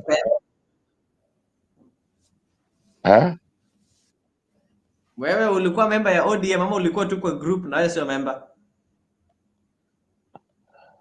Nilikuwa member ya hiyo group ya ODM. Yani ya UDA for ODM. UDA for ODM for from Nyasa. Okay. Lakini nilikuwa nauliza Rio, why you praise this guy so much? Walikuwa nafuliza huyo Moro na Donya. Nauliza, why you praise this guy so much? Na the corruption is so high in their department.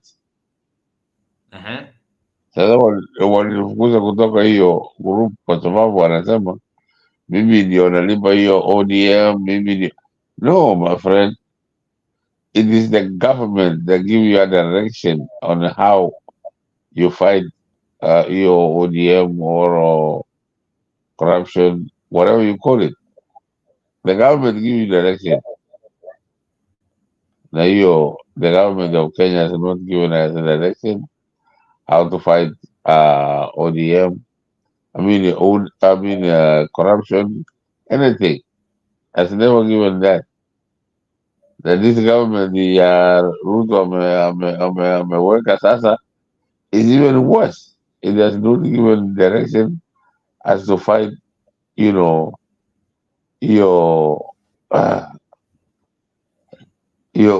ODM corruption ambayo inakuja.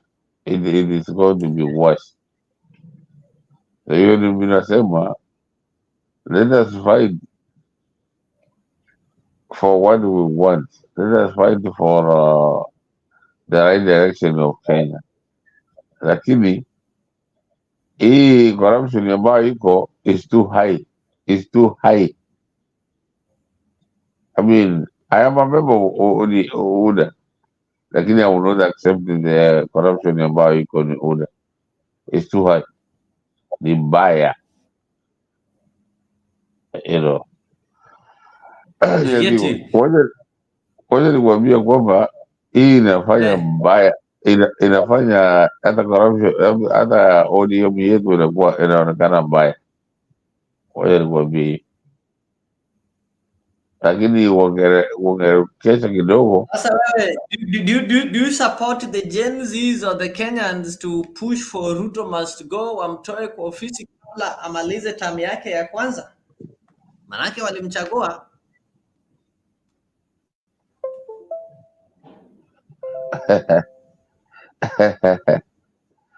Jana, wacha nikwambie, Gen Z, I would never support them because there is nowhere in the yani library yangu ambayo iko very deeper than yours.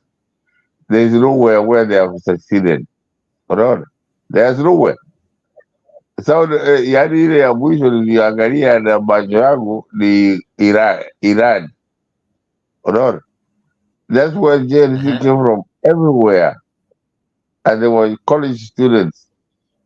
They really divorced the Shah of Iran, wakamfukuza kila kitu. But guess what? Whoever they hired, you got to see what the Iranians going through, even up to right now. Unaona? There is no way in the world where Gen Z has wanted the power and it has been peaceful. Nowhere. You quote me anywhere in the world. Sasa, I want even a leader. Unaona? Kenya, leo ngoja nikwambie hii leo. Yeah. Kenya is a very tribalistic country. It's tribal. Hakuna Mkikuyu atakuja kusema yeye ni mkubwa wa TLC wampende. Hakuna Mkalenjin atakuja kusema yeye ni mchumbe ya TLC wampende. As tribalist, tribal what? That's nonsense. Unaona? Hiyo wanadanganya. Yeah. It's a sort of joke. Kenya kuna watu wengi hawawezi kukubaliwa yani the leader of the hiyo tribal what organization. Hakuna Mkikuyu, hakuna Mkalenjin, there's nobody. You know, wacha tuseme huyu mtu atakuwa Mkikuyu akuwe kabila ingine. How did they get there? Unaona? That's why there's a joke, unachezewa mpira mbaya sana. I get you. Yeah. And the president said today anaenda kukomesha uharibifu wa mali. Uichukulii ni kama threat? Ana threaten wananchi sasa? No. The president can say anything he wants to say.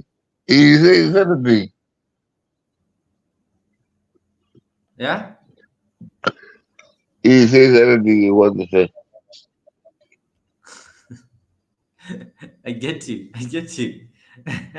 Boniface, karibu tena. MDO is saying that 2027 is easy sana kwa Ruto kushinda kura. General Z ni bure bila leader, tuseme ukweli. Boni, do you think that hii kitumda anasema MDO that Ruto is going to win 2027, is it possible? If elections are held today 2027, do you think Ruto is still going to win venye watu wanasema?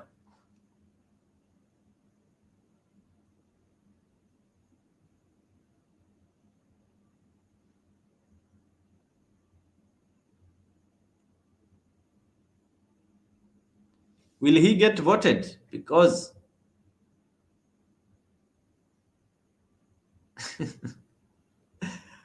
I'm hearing that. Okay, I think when he's having some. I was playing. Oh, I had already shown you what Baraza said. This is a second This is what opportunity. I Kini mean, also had to say. you then if he doesn't get it right, then we will realize that the fundamental problem this country faces is the president himself. If he doesn't get it right, because he must get it right. I mean, I know there are many people telling him the right things. There are many people telling him to do the right things. But of course, there are these, guys who are loping all over the place, status quo, who wants to continue. But the president, and many people have told him, actually he should be very selfish. Yes. He should be concerned with himself, his government, rather than seeing whether someone should come back to cabinet. I mean, the interest of him as a politician, the interest of the people of Kenya. What Kenyans want. It's not very difficult to know what Kenyans want. No, it is not. Yes. We all know what we want. So why is the president not delivering for Kenyans what they want?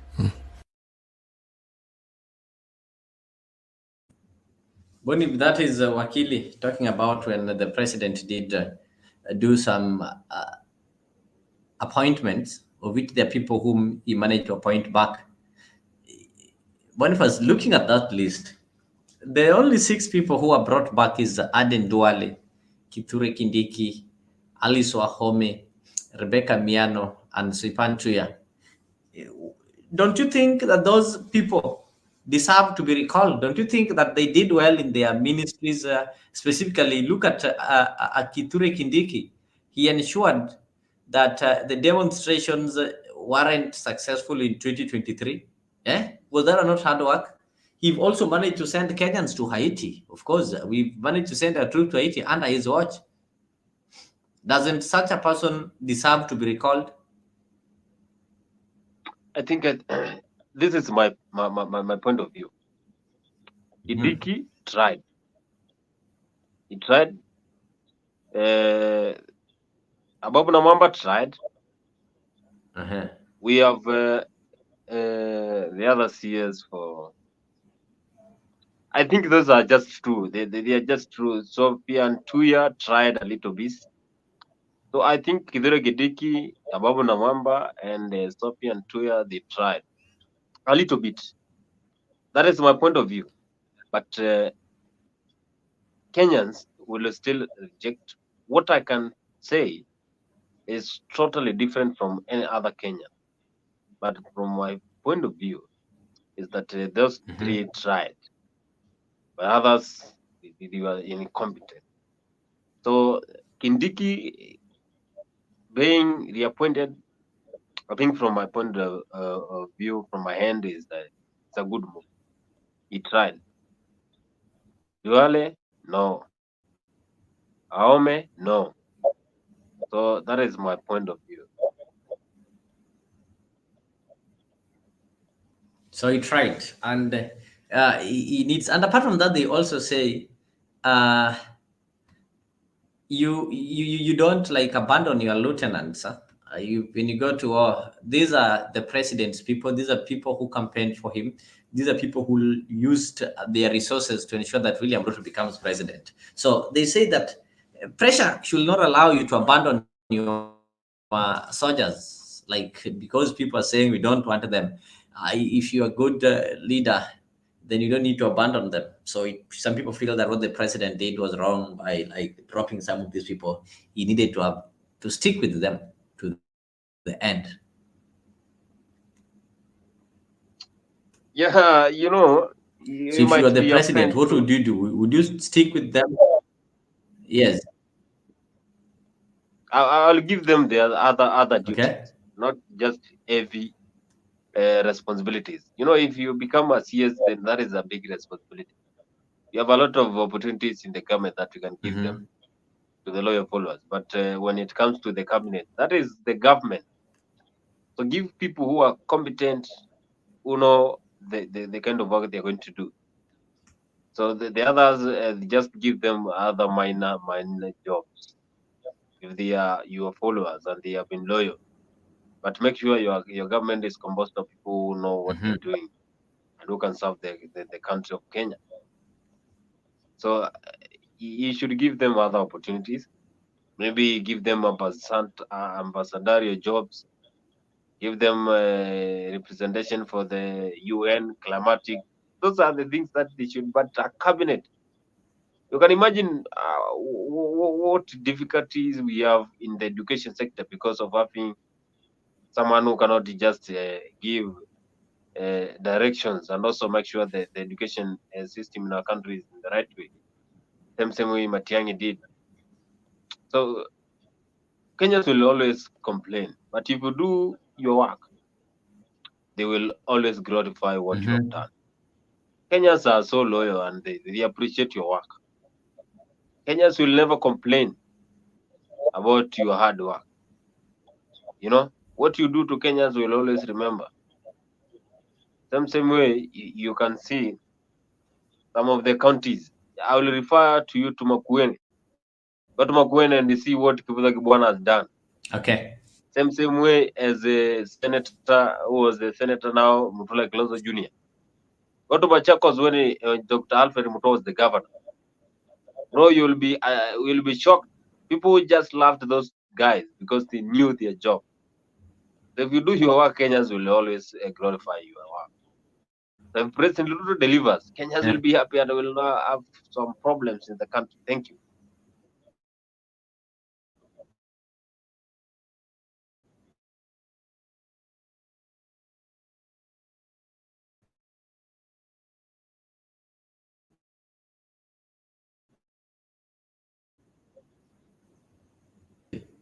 So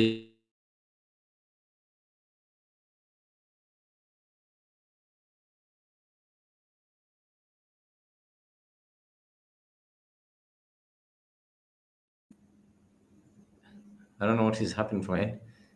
And we also see people from Rift Valley saying, okay, our people should be included. People from Central, our people should be included. Don't you think that this one is what is compromising when it comes to quality of the people we put in office and the integrity? Don't you think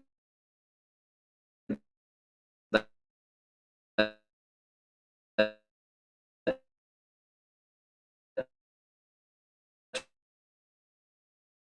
tribalism is what is compromising the integrity of the people that we elect in?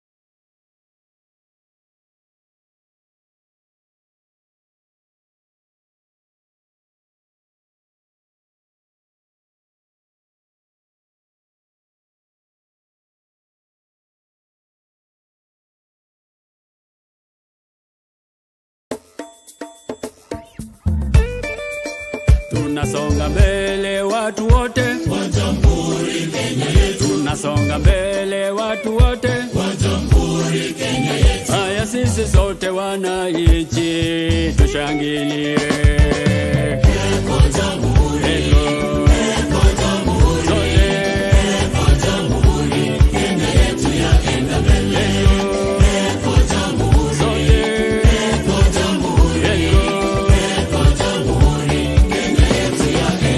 Mwaka wa 60 umefika, tangu Kenya iwe huru. Mwaka wa 60 umefika, tangu Kenya iwe huru. Haya sisi sote wananchi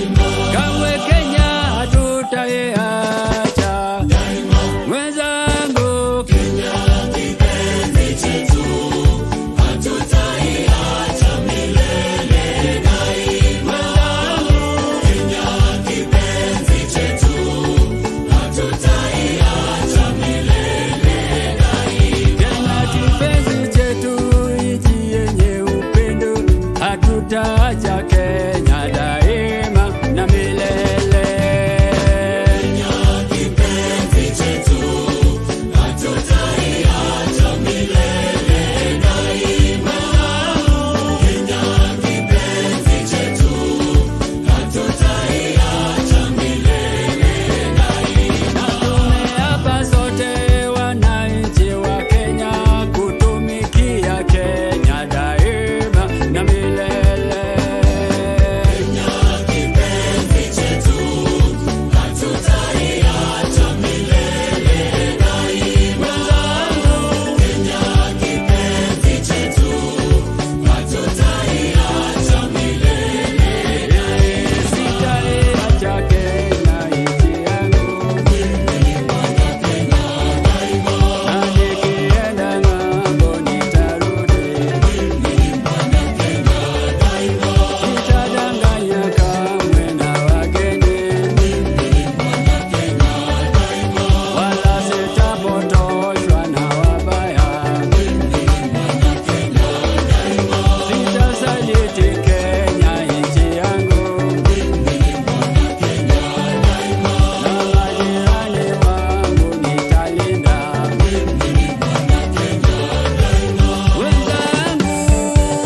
Wenzangu, Kenya kipenzi chetu, hatutaiacha.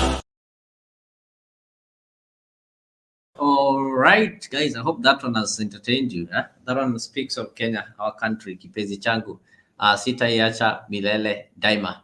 Kimanzi, there's something that Mbadi said in his speech about Stephen Kalonzo. I don't know if I can replay it for you to listen, because I want to know. He said that Kalonzo is taking us nowhere. And I've seen a lot of fights that are going on between the supporters of Wiper and the supporters of ODM. People giving different opinions of how they've been betrayed and such kind of things. I just want to listen carefully to Mbadi. Then maybe, I'm not saying that you're a supporter of Kalonzo or Wiper, but from the words of Mbadi, that Kalonzo, who maybe in the absence of Raila, I think is the leader of Azimio, is taking us nowhere. So listen to Mbadi, just keenly on I that am point. in total disagreement with James Agriole. He's my senior, he's my friend, but where he's wrong, I will tell him you are wrong. You cannot tell us that we cannot dialogue, that we cannot talk with Ruto, we cannot talk as Kenyans. What is the alternative? We cannot play politics of populism. We cannot play politics of theory. We have been playing politics of theory since independence. That is why we have got these things wrong.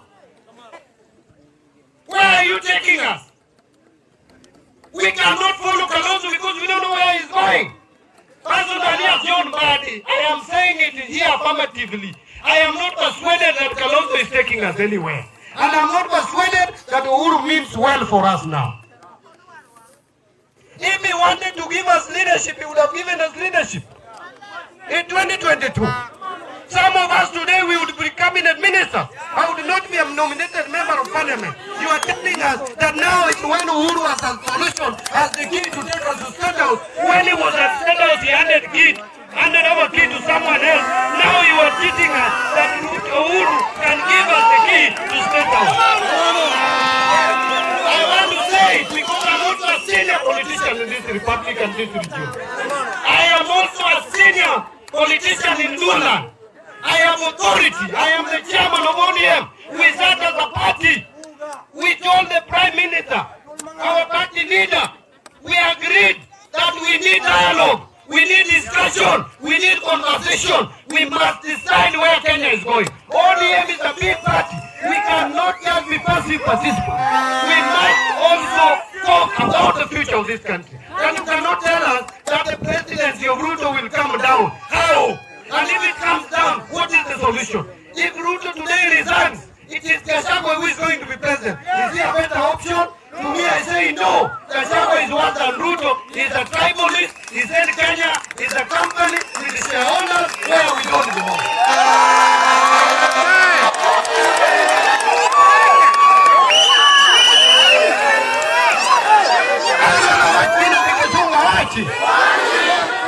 Gachagua told us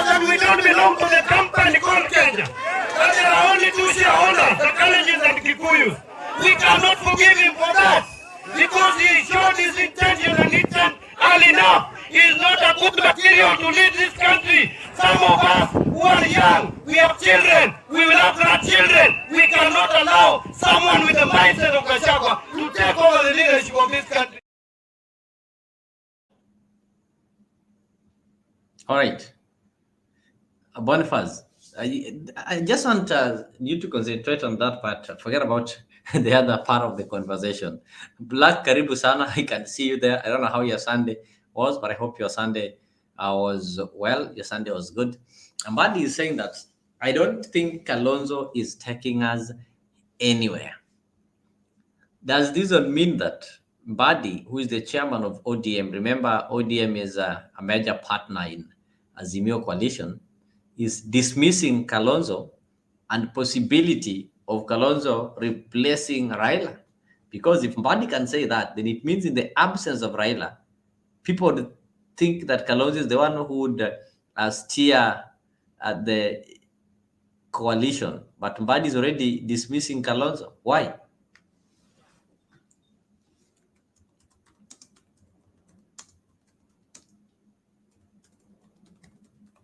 I think Kalonzo has a lot of work to do so that he can be the president of this country. Now, when Raila joined the UDA government, that is where Kalonzo now could have taken that role, that loop to stand out and show Kenyans how he is ready to represent this country. That is when Kalonzo now could have just stood firm and give how he can rule. You know, personally, I'm a Kamba, but I tend to believe that we have a long way to go until when we will appoint Mutula Kilonzo Jr. I'm very sure, definitely, that Mutula Kilonzo Jr. will be the president of this country. Bro knows how to deliver. How will Mutula Kilonzo Jr. be president? He will be president before Kalonzo. Kalonzo, the problem with Kalonzo is that Kalonzo is not firm with the decision. He is not believing in himself. That is why he always follows Eugene, Karua, Raila.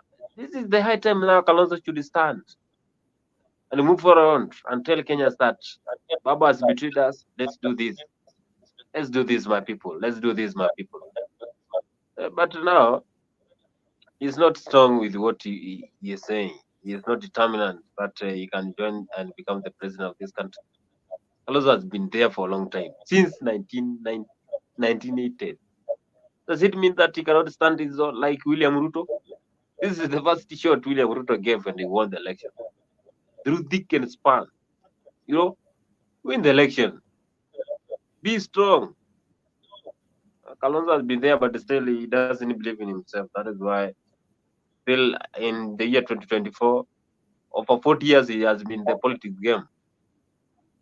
He has never tried to be the president on his own. The way William Ruto joined, formed UDA, nobody knew that we have UDA in this country. This is a new political party that just came the other way. Why should Kalonzo just a very strong political party? So you're trying to say Kalonzo doesn't have that charisma, or he doesn't have that energy that is needed? Because I remember at some time back in 2007, when people were gearing toward the 2007 elections, whereby opposition was to challenge Mwai Kibaki, Kalonzo ran away with Kalonzo and Dan Manzo. It was Manzo ran away with the ODM Kenya certificate. And Raila's team had to popularize a party called ODM within the shortest time. We saw the same with William Ruto. When now he realized that Uhuru was not going to hand over Jubilee to him, he formed a party and got majority of the elected members in that party. Do you mean Kalonzo doesn't have that energy that is needed to be? He's not so aggressive politically. That is why I'm telling you that he has not believed in himself the same way Ruto believed in himself. Bro, Ruto just came the other day and he said that he's going to win the election. He's not the president. Why should Kalonzo just do the same way? Wiper is a very old political party. Every person in the country knows Wiper. Who knew UDA? UDA just came the other way. So I will only say that Kalonzo, my guy from Mukambani, I think he should now see what is happening in Ramesh is also Bro, that adding guy on is it. coming with a lot of energy. That guy is Ramesh is coming with a telling lot you of that energy. your Kalonzo is too weak to be anything. His influence will never go beyond Mlolongo. But me think that this is the right time that Kalonzo needed to have traveled to Busia, Atembe, he goes to Kisii, those other sides, and also pull around people so that people can believe in his mobilizing power. So, Boniface, so do you now want to tell me that you don't agree with the people who are saying that Kalonzo is being disrespected by the coalition partners, specifically those in ODM? Because we saw some Wiper leaders claiming that ODM is really showing disrespect to their party leader, who is also a partner, who is a principal at the Azimio coalition. Bonnie. Yeah, because you're saying Kalonzo is going nowhere. So that is what is happening, of course, guys. And people are saying that you see Kalonzo and Jeremiah Kioni and the rest in that group are being controlled by the former president, that is President Uhuru Muigai Kenyatta. And if people can say that Kalonzo doesn't maybe have the energy and is the one that Azimio are depending on, shall Raila exit the scene, then you're trying to say that in the absence of Raila, then that is the end of Azimio.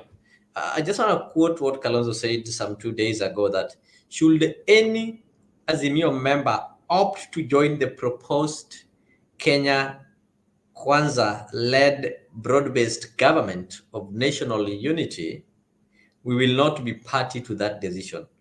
They'll be joining in their individual capacity, not on behalf of Azimio. But today we listen to the ODM chairman saying that they make decisions as ODM party, and any other party should not dictate to them who they get into marriage with or the kind of decisions that they make. Do you mean that ODM can decide to join Ruto in the absence of Wiper? Then what is going to happen in this case when ODM joins Ruto's side without Wiper? Will Ruto be strong, or Wiper together with other opposition politicians will be able to team together and maybe form a force that is going to give Ruto sleepless nights? So that is up to you guys, maybe to try and tell me your feeling on that. Do you think that Kalonzo has got the guts or the balls to hold Ruto accountable and to keep Ruto on toes by being the next opposition king? Because as it stands, the possibility that members from the other side, that is the side of ODM, based on what the chairman said, are likely maybe to decide to join the side of the government. So what happens to Kalonzo? What happens to, how do you call it? What happens to Martha Karua, Jeremiah Kioni, and other opposition allied leaders? Will they be able to come up with a strong opposition? I think those are some of the questions that Kenyans should be asking. If maybe like the ODM part just decide to join the president the way they threatened to do.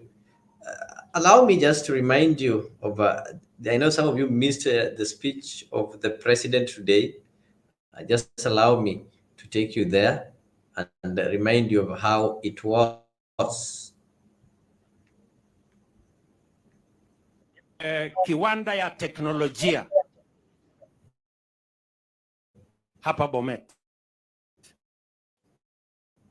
kwa sababu watu wa Bomet wako chonjo mbaya sana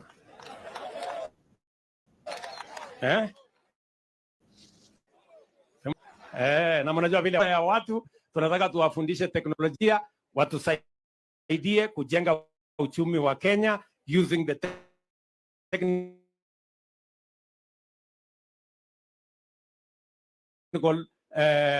platform.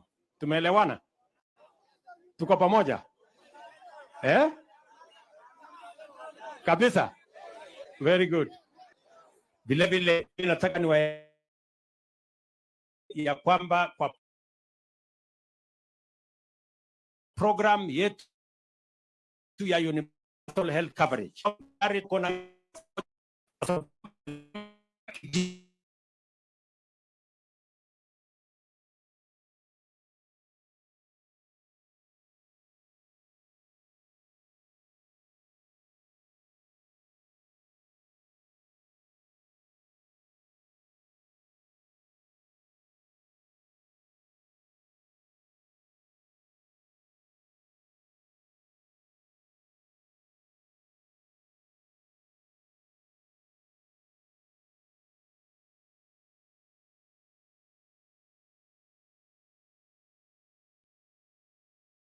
sababu hakuna mpango ya kutosha, na ndio sababu tulibadilisha sheria. Sasa tuko na sheria mara 4 ya kusimamia mambo ya afya ya Kenya, so that never again will we lose any citizen.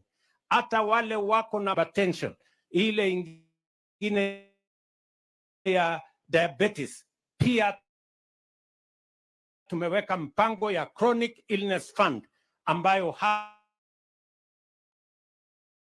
hawa pia watashughulikiwa, wataenda hospitali, watatibiwa. Watu wa Bomet, kila mmoja wetu ajisajili so that we can have records of all Kenyans.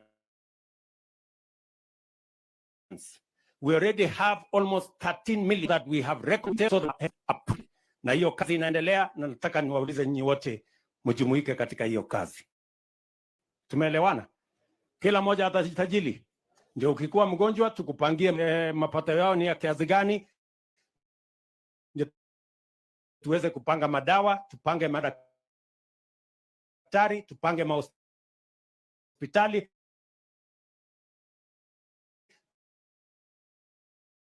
tupange clinic, tupange level 4, tupange level 6, so that we have a... Tuko pamoja? Na nimesema ya kwamba sisi ni nchi ya demokrasia. Mambo wachane na demokrasia, twende kwa udikteta wa fujo, maafa, kuharibu mali na mambo ya kuleta anarchy katika taifa letu la Kenya. That one we will not do.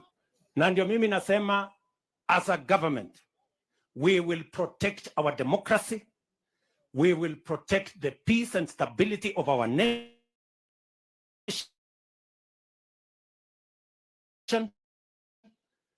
and we will deal firmly and resolutely with those in anarchy, in destroying people's property, in causing the death of Kenyans, and in causing the loss of property and looting in the Republic of Kenya.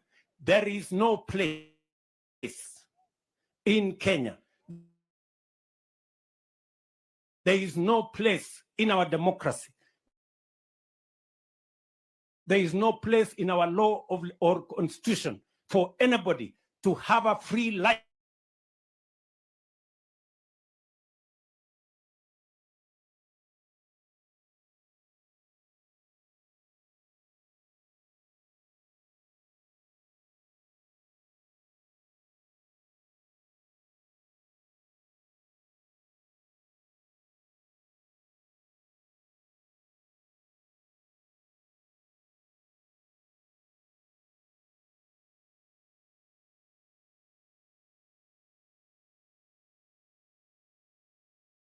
mambo ya kilimo.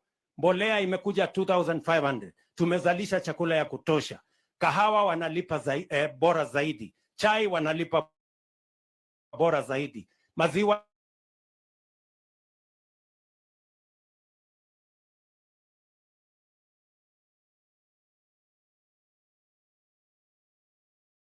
hizi 1160 wameajiriwa kwa program ya housing. Wakenya 1150 wameajiriwa kwa program ya digital jobs. Hawa watu wengine tunataka tuwaulize, badala ya kulete fujo, badala ya kulete vita, badala ya kuharibu mali na kuiba mali ya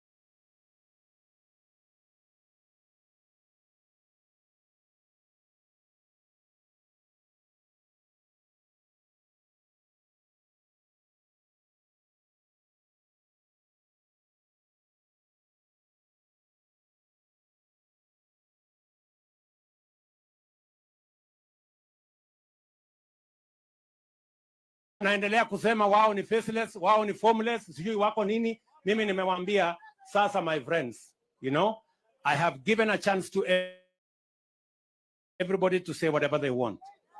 You know, it cannot continue like this. The country is much more important than any group of people. We must elewana amani magani jameni. Tuko pamoja? Watu wa Bomet mnasema tuwe na amani. Mnasema we want peace.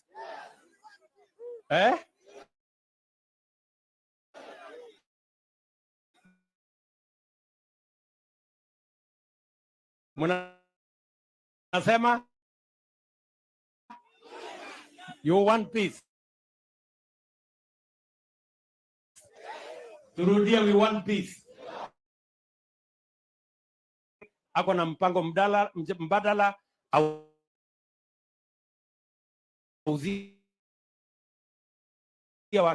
Wakenya wataamua. Kwa hivyo mimi nimeshukuru sana kufika hapa.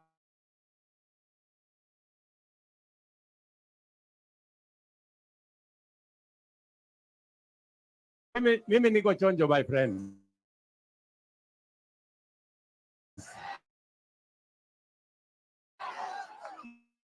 Ni vile tu majukumu ya kuendesha Kenya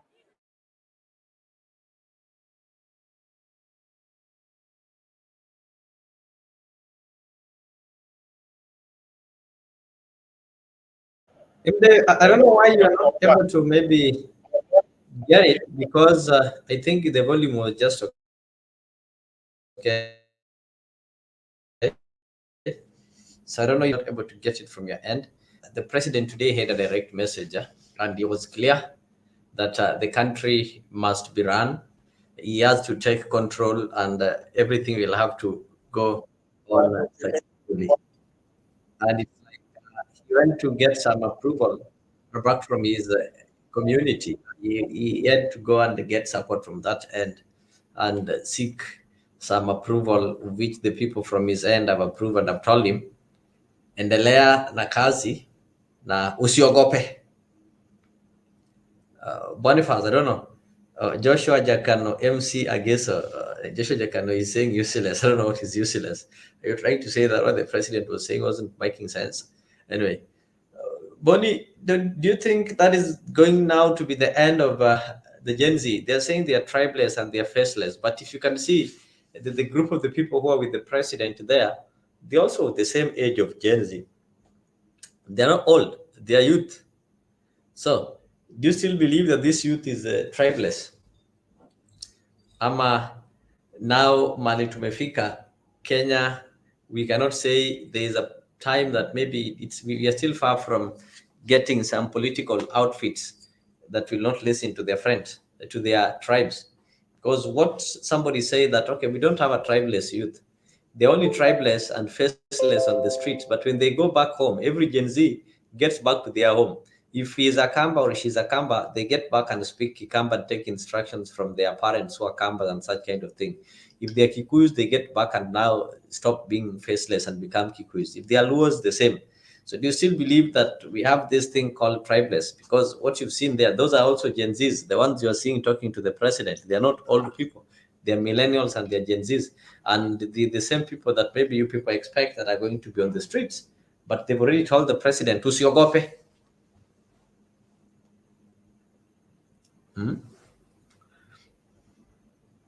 I think the Gen Z should get a leader, man. They should get a leader. If they want to have a debate and conversation with the president face to face, they should get a leader.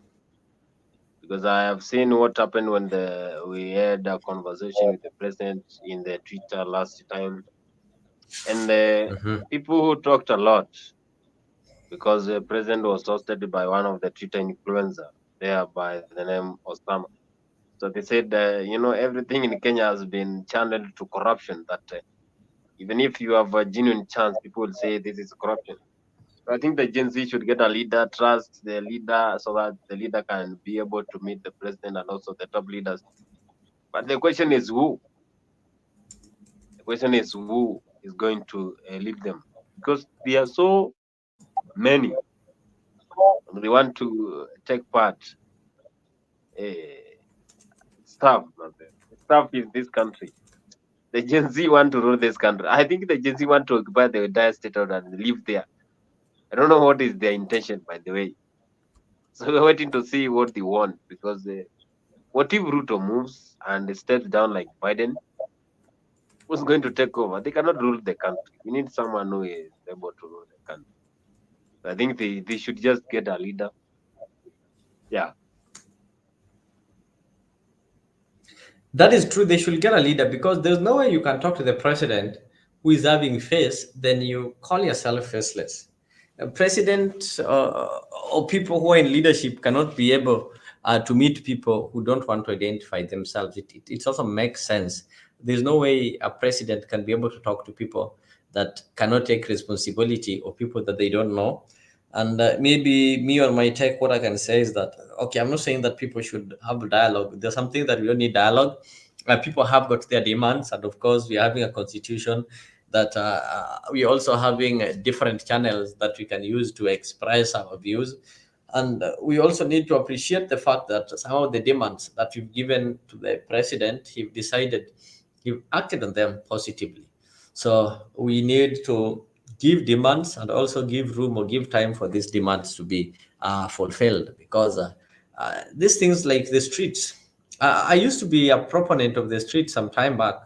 And what I realized when I look at how people go on the streets, at the end of the day, I will find that we count losses and the damages, but no solution has ever came out of the streets. And if the solutions are coming there, then it is if you want to compare the kind of the solution versus the damage that has caused, you'll find that there is always a lot of damage. Like once lives have been lost, You cannot be able to reverse that. How am I to say that the people who brutally are killed and the families who members succumbed to these demonstrations, no amount of compensation can compensate the life that has been lost.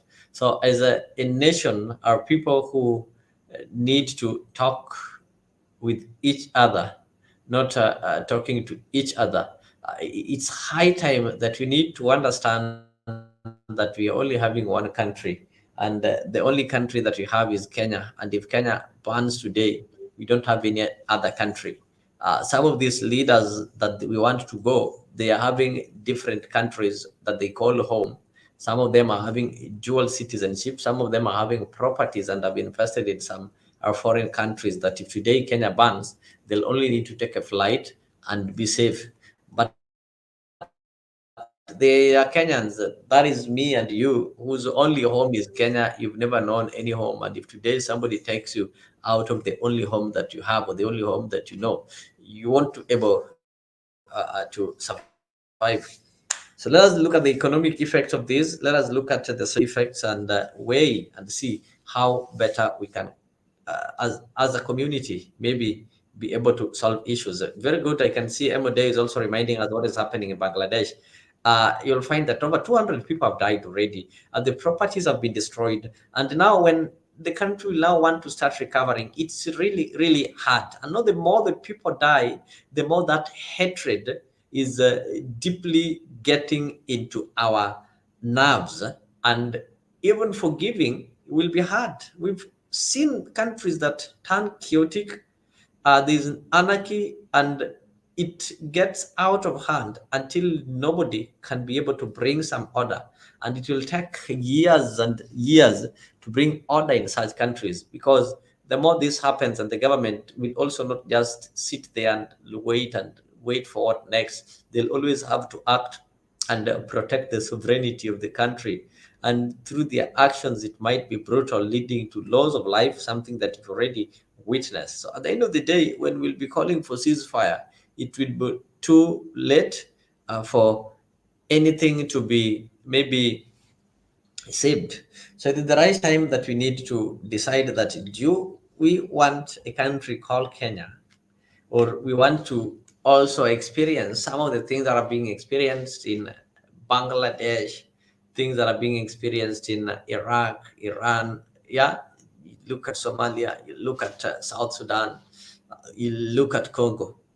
I think Kenya is not ready to go there. And for the sake of the country, people should be able to realize that the country is greater than anybody else. The country is greater than any position, and the country is greater than our personal ego and our personal ambitions. That is why when I hear people calling or talking of dialogue, the dialogue should not be dialogue on positions or who becomes who or who takes what or who does what, but it should be a dialogue of how do we move as a country that is united, whereby people are tolerant to each other, whereby resources are equally enjoyed. Because in this country, we have more than enough. We have what is enough for all of us.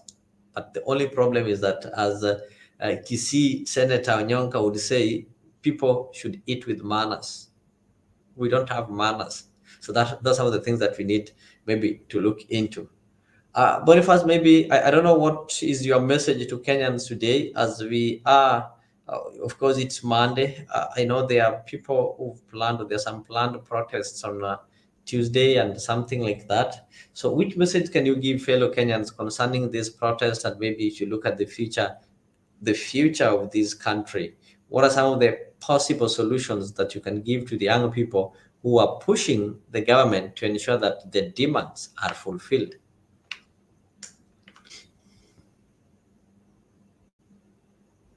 Boniface, I can give that opportunity to maybe Well, tell us Leo, that. what I can say about the situation in the country is that it's really demanding. We need to do something. That is what I can say. We need to do something for our country and for our nation. something that will bring change for the next generation. We should not keep on repeating on ourselves day and night. Let's do something that will even favor the entire Kenya. That is what I can say.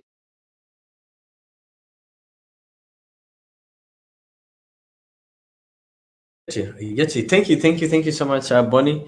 And to our viewers, of course, just a kind reminder that if you've not subscribed to our channel, kindly do so. Ensure that you subscribe to Afrique 24-hour TV. That's the only way you can be able to support this channel and support this program.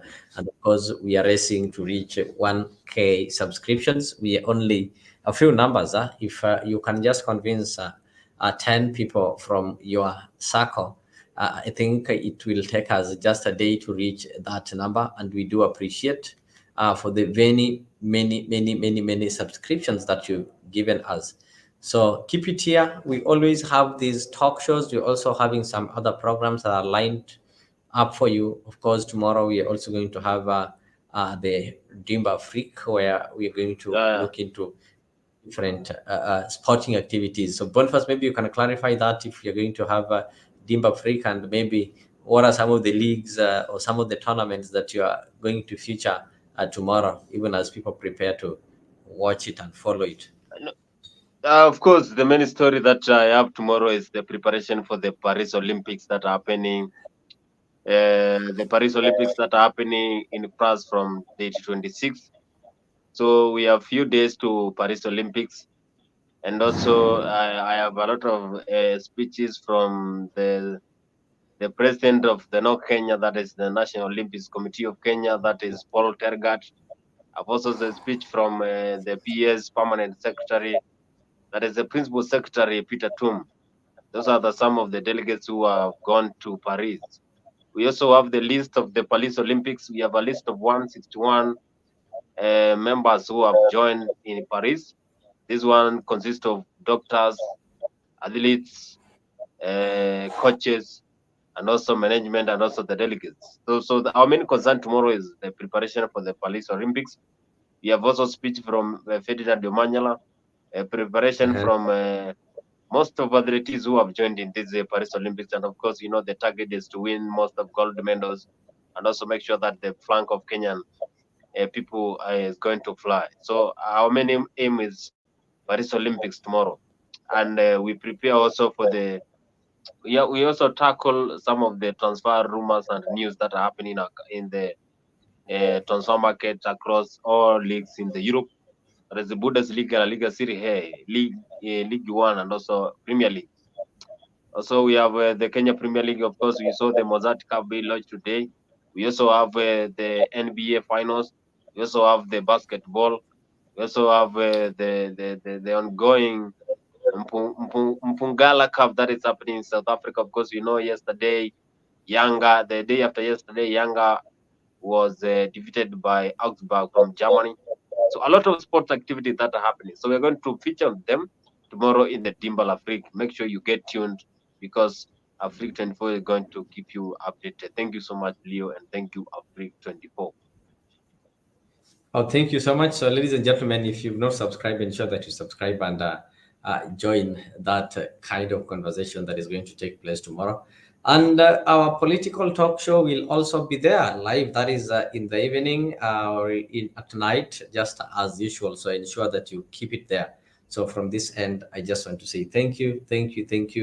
I know you had already, we are in Monday.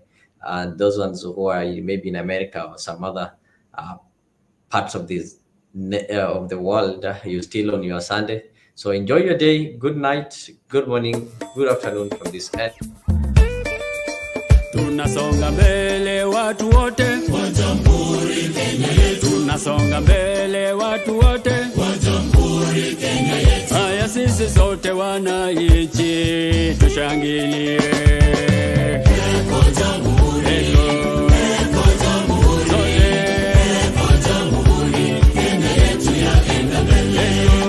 Eko Jamhuri, sote eko Jamhuri, eko Jamhuri. Mwaka wa 60 umefika, tangu Kenya